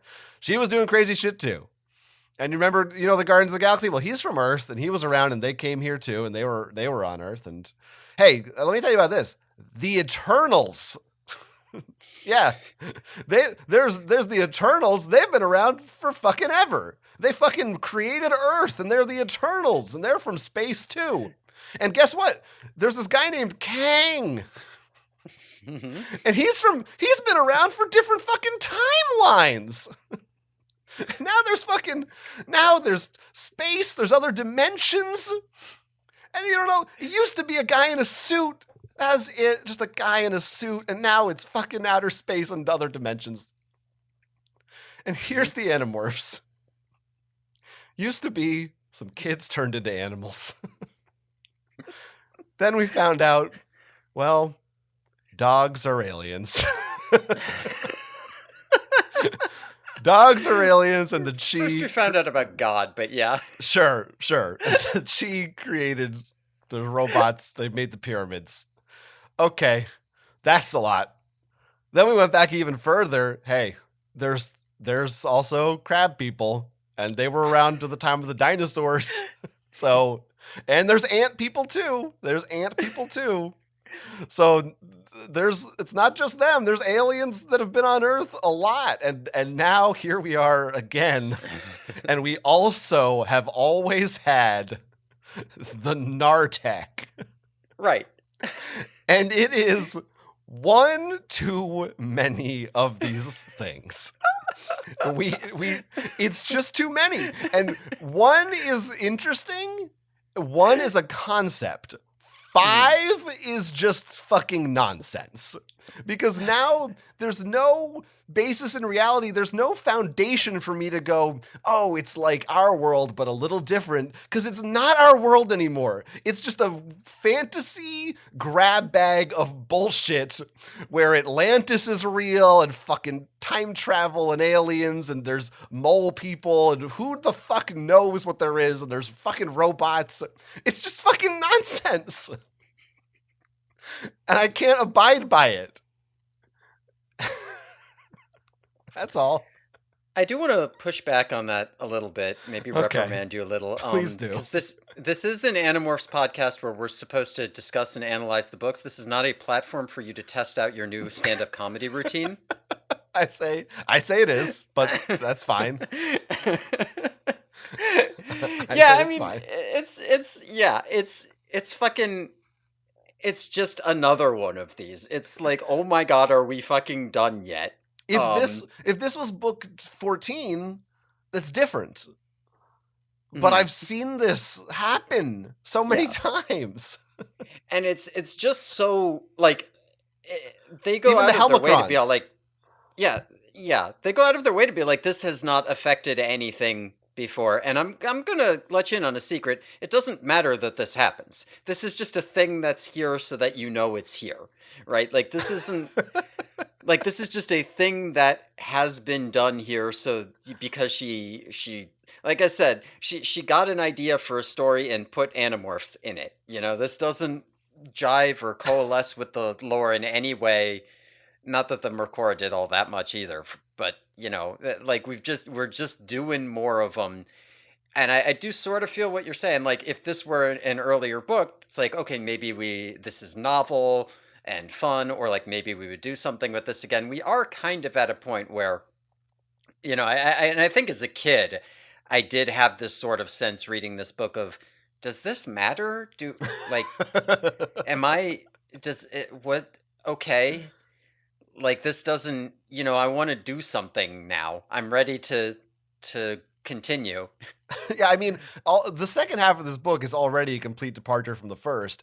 But if we're looking at the series as a whole, maybe you didn't quite know this at the time, but we're nearing the third act of this series.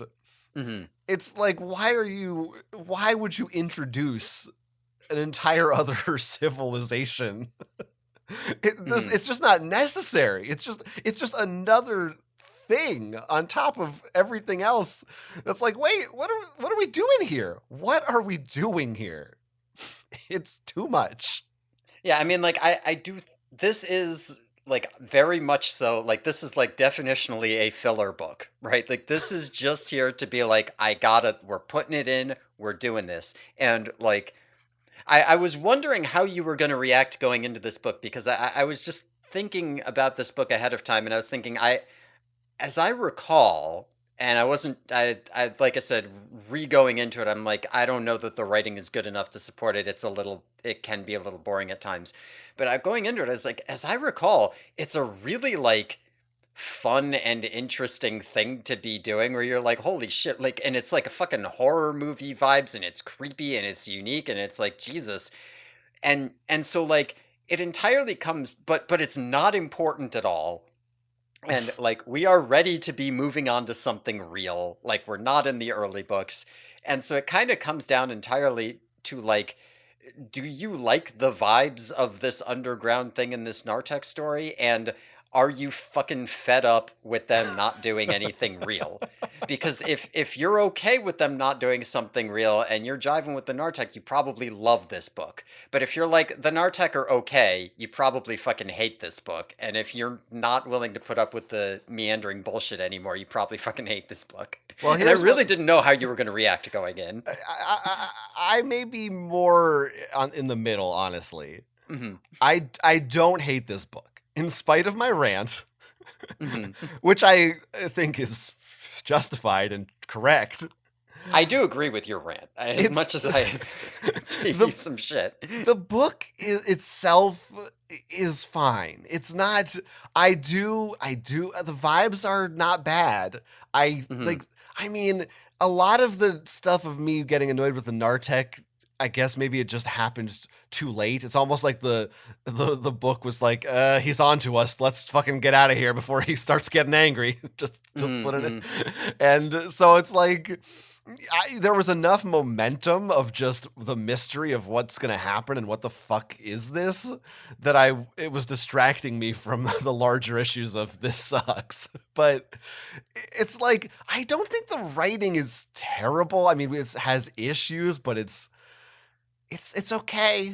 I mean, we're doing final thoughts here, but yeah, I didn't hate it in spite of just the on a foundational level. I disagree with its existence.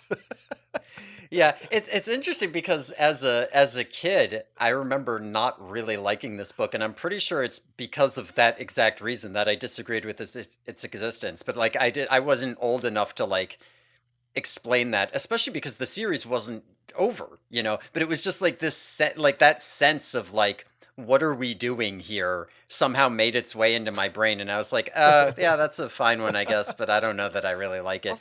And going back and rereading the series, I do think I like this book. It's just like, you know, because I'm like, oh yeah, this it's this fun stupid thing they did, and if I can just divorce it from the flow of the series and be like, oh yeah, just pull that one out of there, Yeah. when looking at it from a bird's eye view. You know, I like it because we're Yeah. not done putting fucked up shit. It's about to get really fucked up in this story. Right. But like it reads fine. It's like the Hmm. book in a vacuum is like, oh yeah, that's fine. I enjoyed reading it. But it's when you examine it as part of a whole that you're like, come on. I think maybe the worst part of it is also just that they want to invade Earth and take over Earth. The most boring, predictable thing they can do. It would be Yeah. I would forgive it so much more if they had some other goal or just wanted to. Maybe they just love studying Earth, which is kind of set up. They don't Yeah. want to take it over. They're just like, maybe they harm people in the process because they don't understand. You know, they don't have empathy for humans, but they just kind of want to research us. I mean, as we're going to find out, they have a totally different reason for stuffing everybody and doing all this shit. Like, I don't know why you know, like, you didn't need that part about them invading Earth. You're 100% right. Like, you can have, you know, they're building their architecture out of these ships. They're weird, fucked up, and they're like slowly degenerating over time. They need to like steal our building things to in order to make their own architecture. And you know, we're gonna find out that maybe the way that they patch up their DNA with our DNA is not the most you know, lacking in harm to the human. um, And and but just one other. Or sorry, you can finish your thought. yeah, no, I mean, I just, yeah, I'm just saying, like the story just flows totally fine if you take that part out. Like they come here, they've been stealing the ships, they've been killing the people, and the Animorphs have to get out because they're gonna get killed. Right, like that's fine. I don't Right. need to also be like, we also need to just make sure that they destroy whatever because they're gonna invade the surface, which ends up not mattering. Yeah. Yeah. Yeah, Agreed. What's one other addendum to my rant, too? yeah. I want to say it's not part of the issue. I don't mind, like, there's also the Elemist and, like, Lyra. I don't count that stuff because I'm like, I understand from the beginning that there's space aliens and Mm-hmm. there's weird shit out there. A big part of my issue is that so many of these things we find out also have been happening on Earth this whole time. Mm-hmm. That's what makes it too weird. It's like if we found out that the whatever the fucks the Nart, I have to keep looking at it. I can't even remember their stupid name. The Nartek came from space or something and just came down like last month, and it was like, oh, we got a reading in here or something. That's way better to me than like with the Mercora and the Chi and all that. Like these guys also were just here because now it's not just regular Earth now that got invaded. Now it's fucking like what it's Earth has always just been a breeding ground for weird monsters and shit. It's dumb. It's silly. Mm-hmm. It's not to me what the premise of this series was from the outset. It's like Sure. we have strayed very far from that. So I don't know. That bothers me about it. All right. I 100% feel that. Like the things that I like about this book, I like most when I think of it in a vacuum, right? It's a story where they go and there's this weird fucked up fish person society and they're like, "Oh my god, it's so creepy and they're going to kill and stuff us and put us on boats." Now, Uh that's there's when it's good. But it feels like I shouldn't. I have notes that I feel like we should just not cover everything because I spent so much time on that on the Nartec. But we do have to talk about Death by Snoo Snoo a little bit. As I'm not sure snoo snoo is what's about to happen here. Well, I mean that's a different thing later on, but we do find out that the Nartec. I'm we don't they don't say it outright, but I'm gonna go ahead and call it rape. They abduct human beings from the surface and breed with them, presumably Well, against their will. they specifically say later that that is not like they say later that they're extracting DNA in a different way. So I'm assuming they don't necessarily breed with them. But don't they do use the word breed Maybe in they there? do. Maybe they do. Maybe they oh, okay, so I guess I should it's Maybe there's just Cassie. multiple. Okay. Cassie's Okay. is the one who says they try to breed with us first, or at least extract our DNA if that's possible. And then Rachel says Marco may finally get a girlfriend. Okay. Yeah. So they set up the idea of them breeding with us. But where does she find this? Isn't this from them? They're reading their books or something. Is that why she knows that? Uh, Axe like is looking through their books and is being Axe so he can put pieces together, and that's where he's like they're devolving their DNA.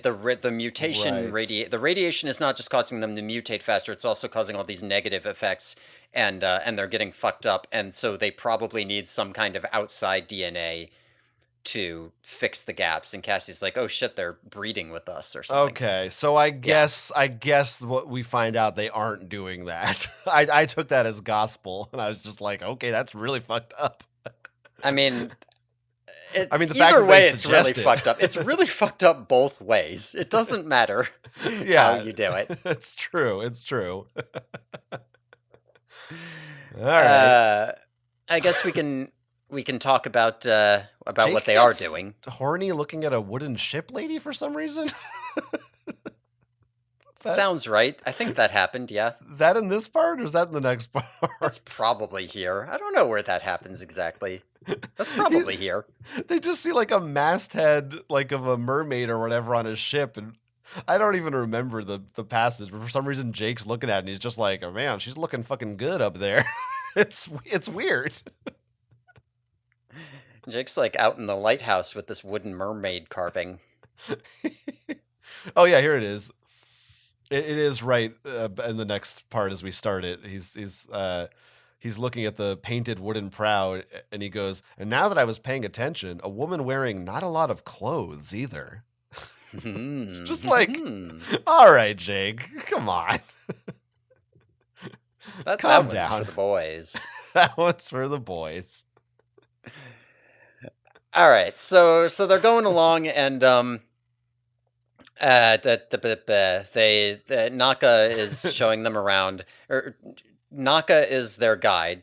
Nartek are the species. That's Narna are right. the rock that make the light from above.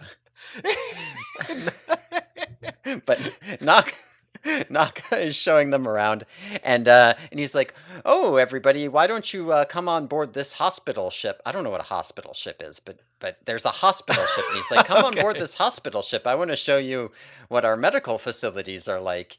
And they're like, maybe we won't go on that hospital ship. This seems kind of sketchy." And but then they get ambushed again from underwater. A bunch of them jump out of the water and net them or something, and they get knocked out. And when they wake up, they're in the hospital ship, and they are all strapped face down to operating tables, and they are injected with ablada weed to render them peaceful and compliant. Because what the Nartek do to extract DNA is they don't breed with them. They cut them open, and then they pull out all of their organs and flesh and muscles and bones and shit, and they put it all in a blender and grind it up, and that lets them extract the DNA. And then they stuff them and sew them up and put them in their ships. So the Animorphs are all lying there in like a drugged, paralyzed stupor as the Nartek doctors are approaching them with their knives ready to cut them open. When who should show up to save the day but Tobias, who has morphed into a Nartek, and he kicks their asses and beats the shit out of them, and he frees them from the operating tables, and they all morph into birds and fly out as like the hordes of Nartek soldiers who are trying to get them burst down the doors. Um, this is probably the most fucked up part of the book. It is. At this point, I was so distracted by how weird everything was that it didn't even faze me. I mean, it fazed me a little bit. I think the hospital ship. Again, I'm thinking of Dunkirk. Sure. Don't they get on a? Isn't that kind of a hospital ship? And there's like a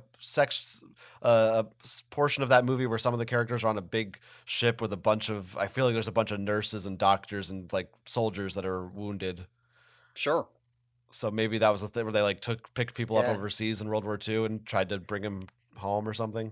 I mean, this lady made enough fucking references to different shit. I'm sure it must be a real thing, right? So why not? Yeah, it must be. It must be. Do you think it has like a big red cross on it? It's like a big white ship with a red. Yeah, that's what I'm picturing. Yeah, Cassie is like, oh, that's a hospital ship. She's the medical person, so she would That's know. right. I like we get a little bit more world building of the Nartek society. Mm-hmm. And how apparently they have, a ghetto. Right, yeah, they do have a ghetto. That's where the shitty undesirables, the poor Nartek live. Which is I want to go there. I want the Animorphs to go, oh, I know how we overtake the Nartek. They're not all a hive mind. We go rally the troops and build a resistance or something. But they don't. It doesn't matter. It doesn't matter. They tell you about that. It's not important. Yeah, that's just here to add ambiance, world building for the Nartek who will never show up again and don't matter. Right. That's the problem. Like if this was going somewhere, I would be like, that's cool. I'm glad they fleshed it out, but it's just not going anywhere. Yeah, like honestly, I do want this book to be a one-shot story with original characters. I would like it better for sure. Sure. I guess a little bit Jules Verne-esque. Maybe. Sure. Yeah, why not? It could be. So Visser 3 should be going down here. Remember how much time he spent trying to make a drug that would make humans compliant? Turns out it's just this plant they have. Yeah, you could just use a blotto weed. Yeah, it works. It's foolproof. I'm pretty sure we also have like heroin. Like it's like Visser 1 immediately like day 1 fucking discovered this. You could just give us drugs. Visser 3 doesn't know about this yet. That's also true. Yeah, body horror. Yeah, definitely. Like this is why I just kept thinking back to the shot of the midsummer boyfriend in the bear here. Yeah, that's what I was thinking of during this section. Yeah, that makes sense. It's gross. It's weird. It's fucked up. I did wait, so Tobias morphed a Nartek? Is that what happens? Yeah, he shows up as a Nartek. So presumably we're going to be seeing a lot of Tobias's Nartek morph in future books, right? Oh, for sure, except that Tobias did make a point of being all like, turns out Nartek are really shitty and weak and terrible, and like they're only any good in the water, and so like I had to like do this sneak attack and wait till the last moment because my Nartek morph was not as strong as your guard guys, and he sucks. So like he's only good in the water when you could just be a shark anyway. Yeah, that's too bad. But I did like I figured, Tobias actually I think I think later on. Yeah, I figured Tobias was coming to save the day, but it worked. Mm-hmm. It was fine. I didn't expect him to be one of them, so I thought that's fun. That's good. Yeah. I think as a kid I forgot about Tobias. So did the author, so it's fine. Well, I mean, Jake does give a lot of where's Tobias right now. He does say that, so Yeah. No, it does come up. So yeah. look, So I don't kids are know. stupid. What do you want? This was like again. This was a. I don't really I don't have like complaints about this section. I thought it was compelling, disturbing Yeah. content. Yeah, fun, good stuff, and disturbing again in a way we don't normally get. Like in Animorphs, it's not disturbing because you're strapped to an operating table and paralyzed and waiting for monsters to cut you open and take out your organs, right? Like while you're still alive. Like that's not an Animorphs type of creepy. It's a bit different. It's a bit different. Yeah. It's not that much more fucked up or adult, shockingly, but it is a bit different. It is certainly like what's mom and dad think if they pick this book up off their 12-year-old shelf and give it a read. Yeah. How many people read these books to their kids before bed, do you think? I can't even imagine. Jesus. Yeah, I don't know. But yeah, so they escape like I said. And then let's finish this book up here. Yeah. Yeah.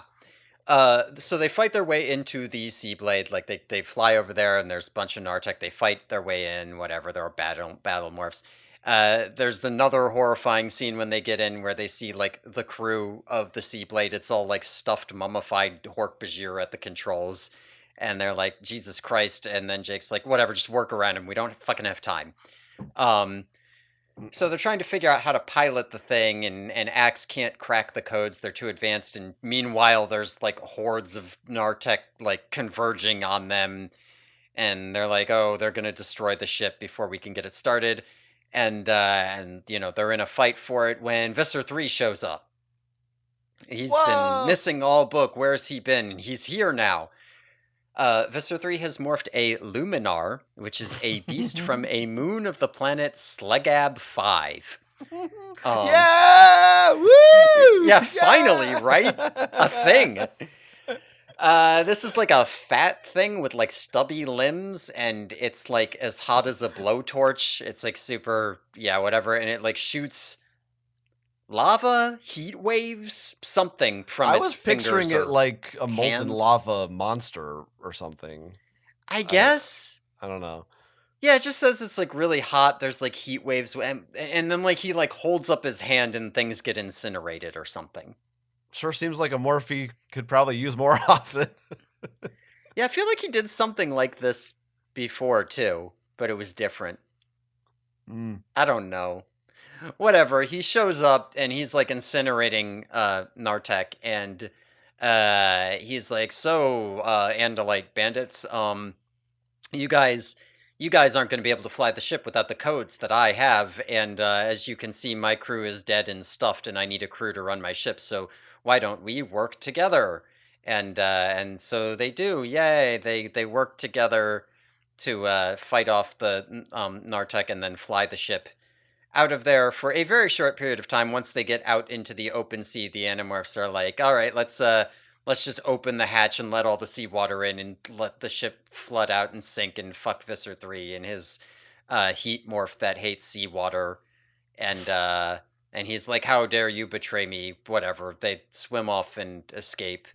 And as they escape, they're like thinking about the Nartek, and they're like, "Should we do something about them?" And they're like, fuck it. And that's the end of the book. Yeah. They fight their way out of the hospital ship first. I want to note that Jake says, "Let's get ready for a fight. We go in hard and fast." And Marco says, "You mean Rachel style?" Let it be forever known. Jake agrees.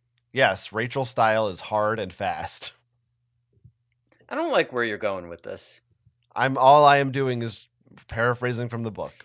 Didn't you have enough of this in our fan fiction episodes? I thought we were done with that for a while. I don't even know what you're talking about right now. I'm just the listeners can decide if you know what you're doing. I think you know. I think you know what you're doing.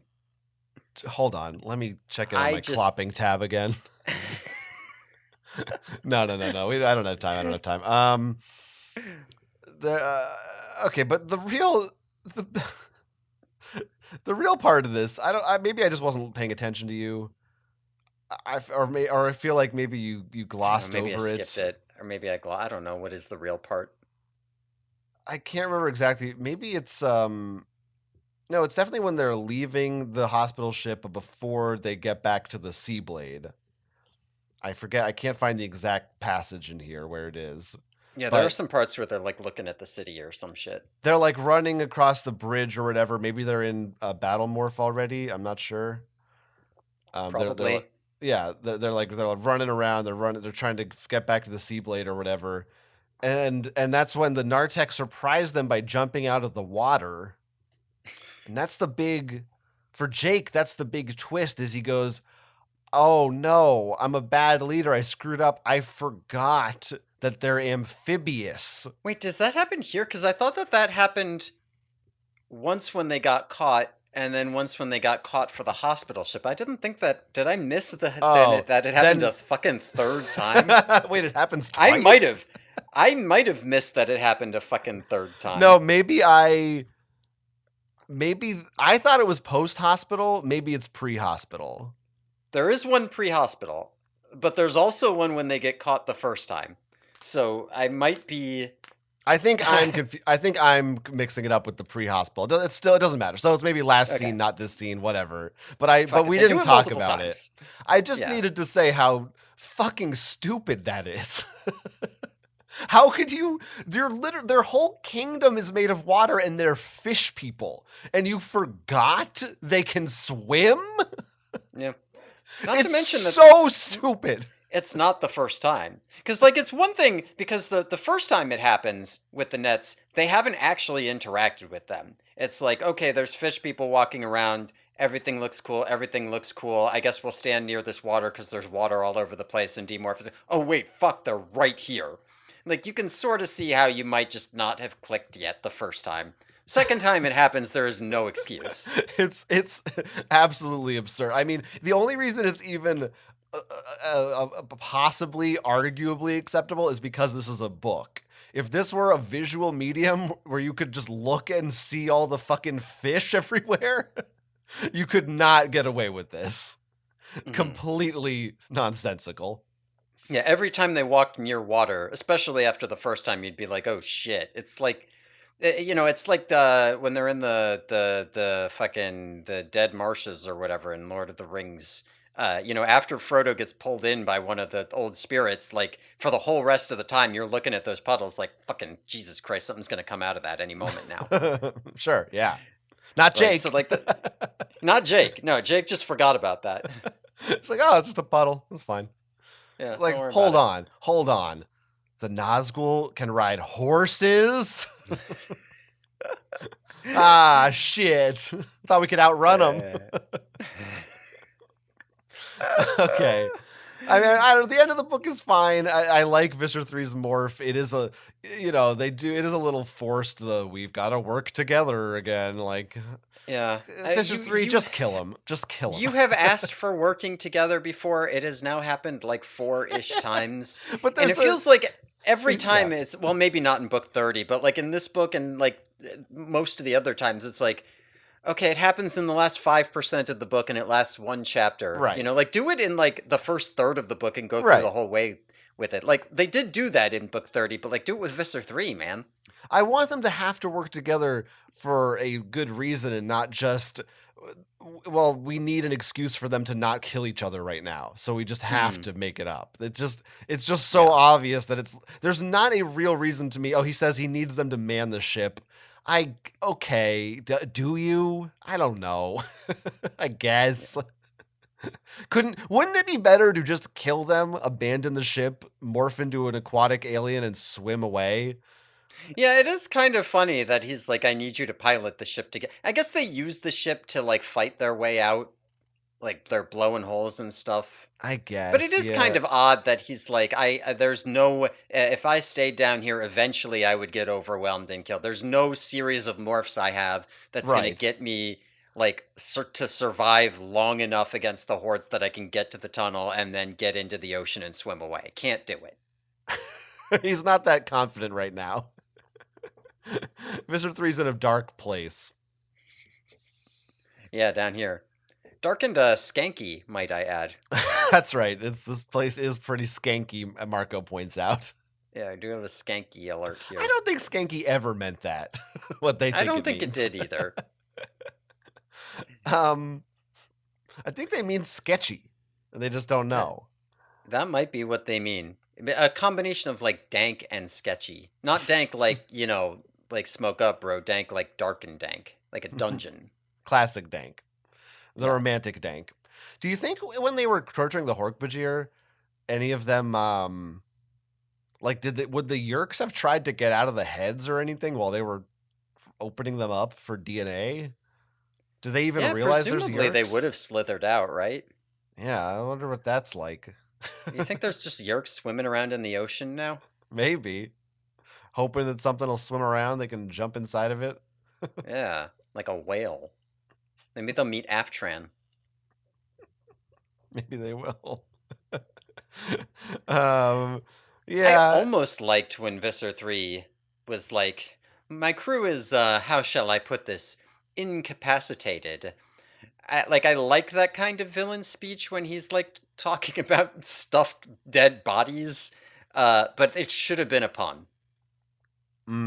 Yeah, I don't right. quite know the pun it should have been, but it should have been a pun. Looks like they're underwater. It's not really a pun.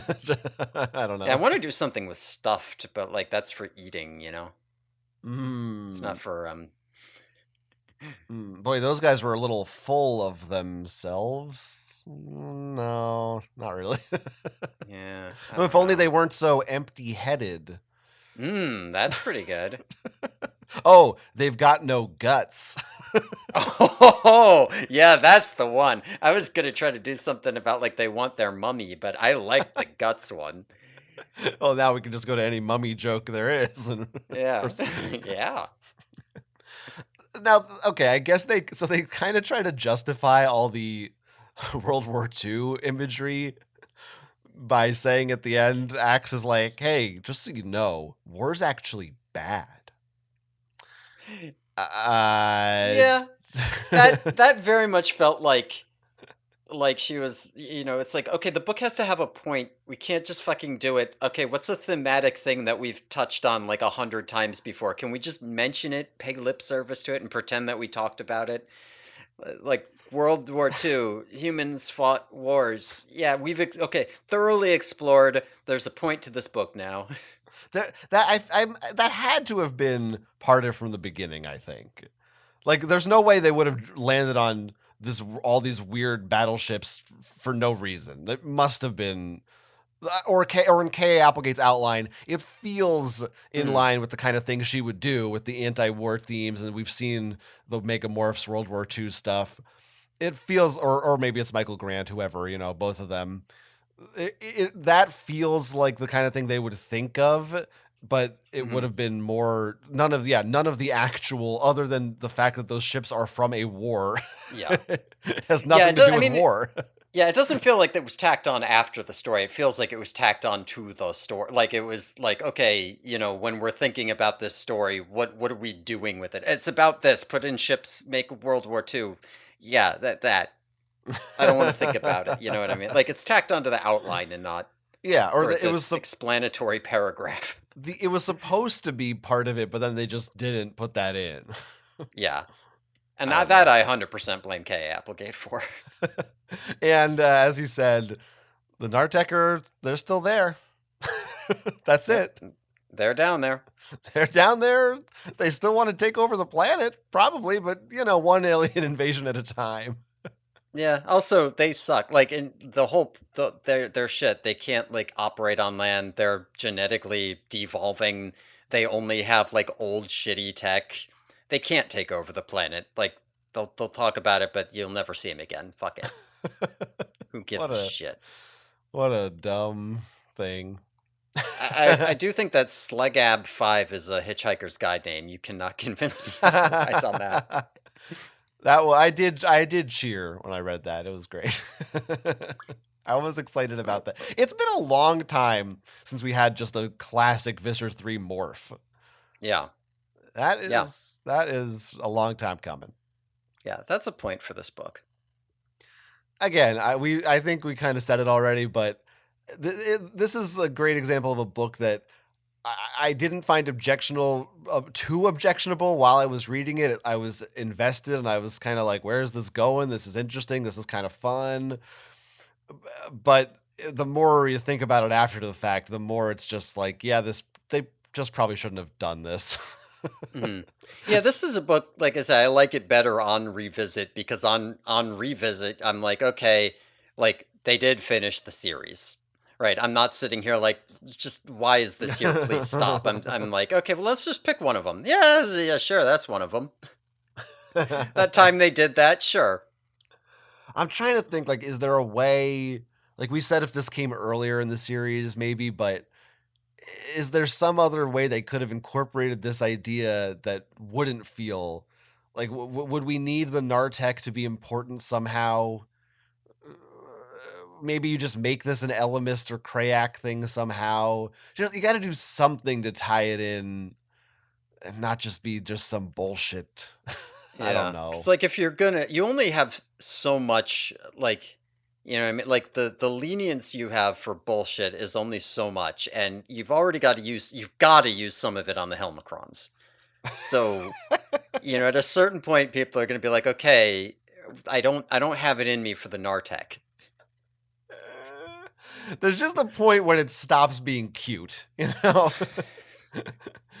It's just a bridge too far. Should we do pop culture? Yeah, do some pop culture for me. Okay. He says it's like striking out in your first Little League game. That's right, Little League. That is capitalized. Is that like a thing, or is it I, just I was like, you okay, know what? We've done Boy Scouts. We can do Little League. fair?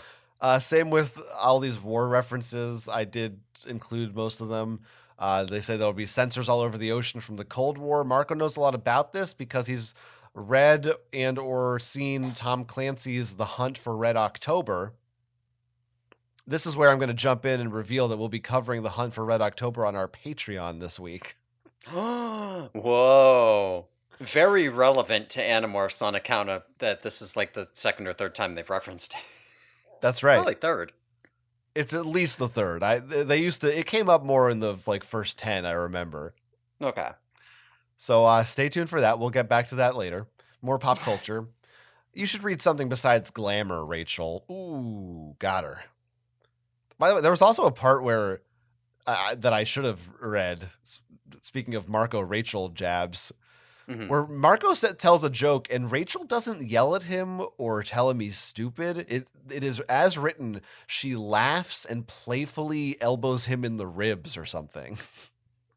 See, now It that's was also out of character. no. It was No, that's not. Even by your own thoughts on the matter, that is not how Rachel flirts with Marco.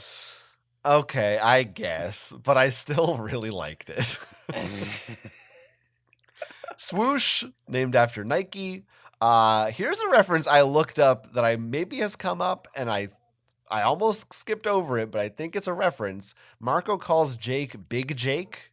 Have we talked about this before? He has called him Big Jake before. We have not talked about it. There is a John Wayne movie called Big Jake. Whoa, I did not know that. I think it's a reference. Put it on the Patreon. Add it to the list. You mean that girl in the bathing suit driving that Mazda? The vacant lot next to the Walgreens, man. There's shredded McDonald's trash. Fortunately, they're not seagulls, so we don't have to hear about it too much. Something rises like it's a styrofoam stage prop. Styrofoam, trademark name. They use sonar. It's like an Etch-a-Sketch drawing. He says, hey, Shamu. They mentioned Atlantis. Does that count? Sure. The equivalent of a fleet of Greyhound buses. We are so not in Kansas anymore, Marco says. They see all these ships. Okay, war stuff, like it floated in from the War of 1812, World War II Japanese aircraft carrier, Pearl Harbor, Midway, German U-boats, expecting to run across, say, the Titanic, World War I and II submarines. It's like a set for that movie, The Island of Lost Children, or like Peter Pan or something. Don't know what this movie is. I didn't look it up. Nor do I. But I guess that's on the Patreon too. Yeah. What the hell's so the Peter Pan? I for guess the it's like the Patreon? Lost Boys. Yeah, no, it was the Island of Lost No, Children. I know. I'm trying Oh, to I see. be stupid. Yeah, Okay. Because I thought, sure. I actually, yeah, I don't know why I thought you were going to do that joke, but then I got confused. Okay. Doesn't matter. Eyes, something, I guess the bluegills, as I call them, have the eyes the size of Whoppers. Now, are we talking about chocolate malt balls or burgers? Which one direction are we going here? That's a good question. I It's not assumed we were going specified. burgers because the seagull had huge eyes, but it wouldn't be wrong for them to have. I mean, I guess they can still see, so you'd expect them to be huge. So I'm gonna go with burgers. Oh, I'm so fucking hungry. Um, Jake says he's feeling like he was Captain Picard in some old episode of Trek. That's how you know this was not a KA book, because she would have said Kirk. You're right. Yeah. Oh, yep. You caught it. 100%. Yeah. German World War II vintage submachine gun. He calls one of them Sir Fish a lot. That's right. I counted it. Rachel, this one was weird. I feel like I may have skipped some that you wrote down. You You skipped have some any? that I wrote down, but I already talked about them, so Okay. we're okay. Oh, like the ones, yeah, whatever. Yeah, like Uh, VG's Pirate's Life. Fuck it. right. The last one I had here was Rachel stabbed at the controls. She's a bear right now. Stabbed at the controls with her Trent Reznor nails. I get it. I don't like this. Yeah, I get it. You can't, that's not how that works. That's stupid. I don't know. I don't. Kind of like it. It's not. It's I not kind of good. like it. It's pretty kind of good, actually. I'm trying to think of my. This is like she ate her pizza with her with her Jerry Howell pepper because she was a Spice Girl. I don't know. It's like it doesn't, or no, it's like saying you're Jerry Howell Spice because they use the word nails. It's you can't. It's an A to D connection. Like there's too many steps. That's kind of what makes it so good, though. Trent Reznor nails. Yeah. I'm gonna For start every for time I need why? to. My nails are getting too long. I need to cut them. I'm gonna be like, "Fuck! I got Trent Reznor nails over here." Why is there? It's not a Marco book. Why did we need in the middle of this action scene to think about 9-inch nails? I think you mean nice is neat. Yeah, I did. All right, that's it. Good job. Again, as I said, we are covering The Hunt for Red October, the 1990 Sean Connery vehicle, on our Patreon this week.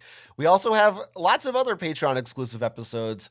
The last 2 weeks, we've been doing bonus ones. We've got fan fiction. We've got interviews with K.A. Applegate. All kinds of stuff only on the Patreon at patreon.com/theyerkyboys. Lane, we're talking to you. Pony up, motherfucker. Get in there. Yeah, and if anyone else here wants to get spoken directly to and referenced all episode, if you want to talk to us about share your opinions, comment on our opinions, tell us why you don't like the show and how we annoy you so we can do it more. Tell us that you don't want us to do sponsorships or whatever the fuck we're planning on maybe getting. Yeah. Email us at theyerkyboys@gmail.com. We will read it. Great. So very well done. If you want to follow me, you can follow me online. My website's jonathanestis.com. You can follow me on Blue Sky at Jonathan Estes. I also write for the Go Nintendo video game blog, and it'll be up by the time this episode airs. I got to go to the Nintendo store for the launch of the Princess Peach Showtime. Wow. And I don't even know if you've mentioned that before on here. You do a lot of stuff. I've mentioned it once or twice, I think, but yeah, I will have a page up there under the name Quentz is my handle. But I got photos and a write up if you want to see the Nintendo Princess Peach event. It's pretty exciting. Sorry to date the podcast. Now everyone knows when this show came out, but fuck it. Yeah, it's never stopped us before. It's just not evergreen anymore. Thanks everyone for listening. Tune in next time when we'll be talking about book 37, The Weakness, in which Rachel turns into a cheetah on the Yerky Boys.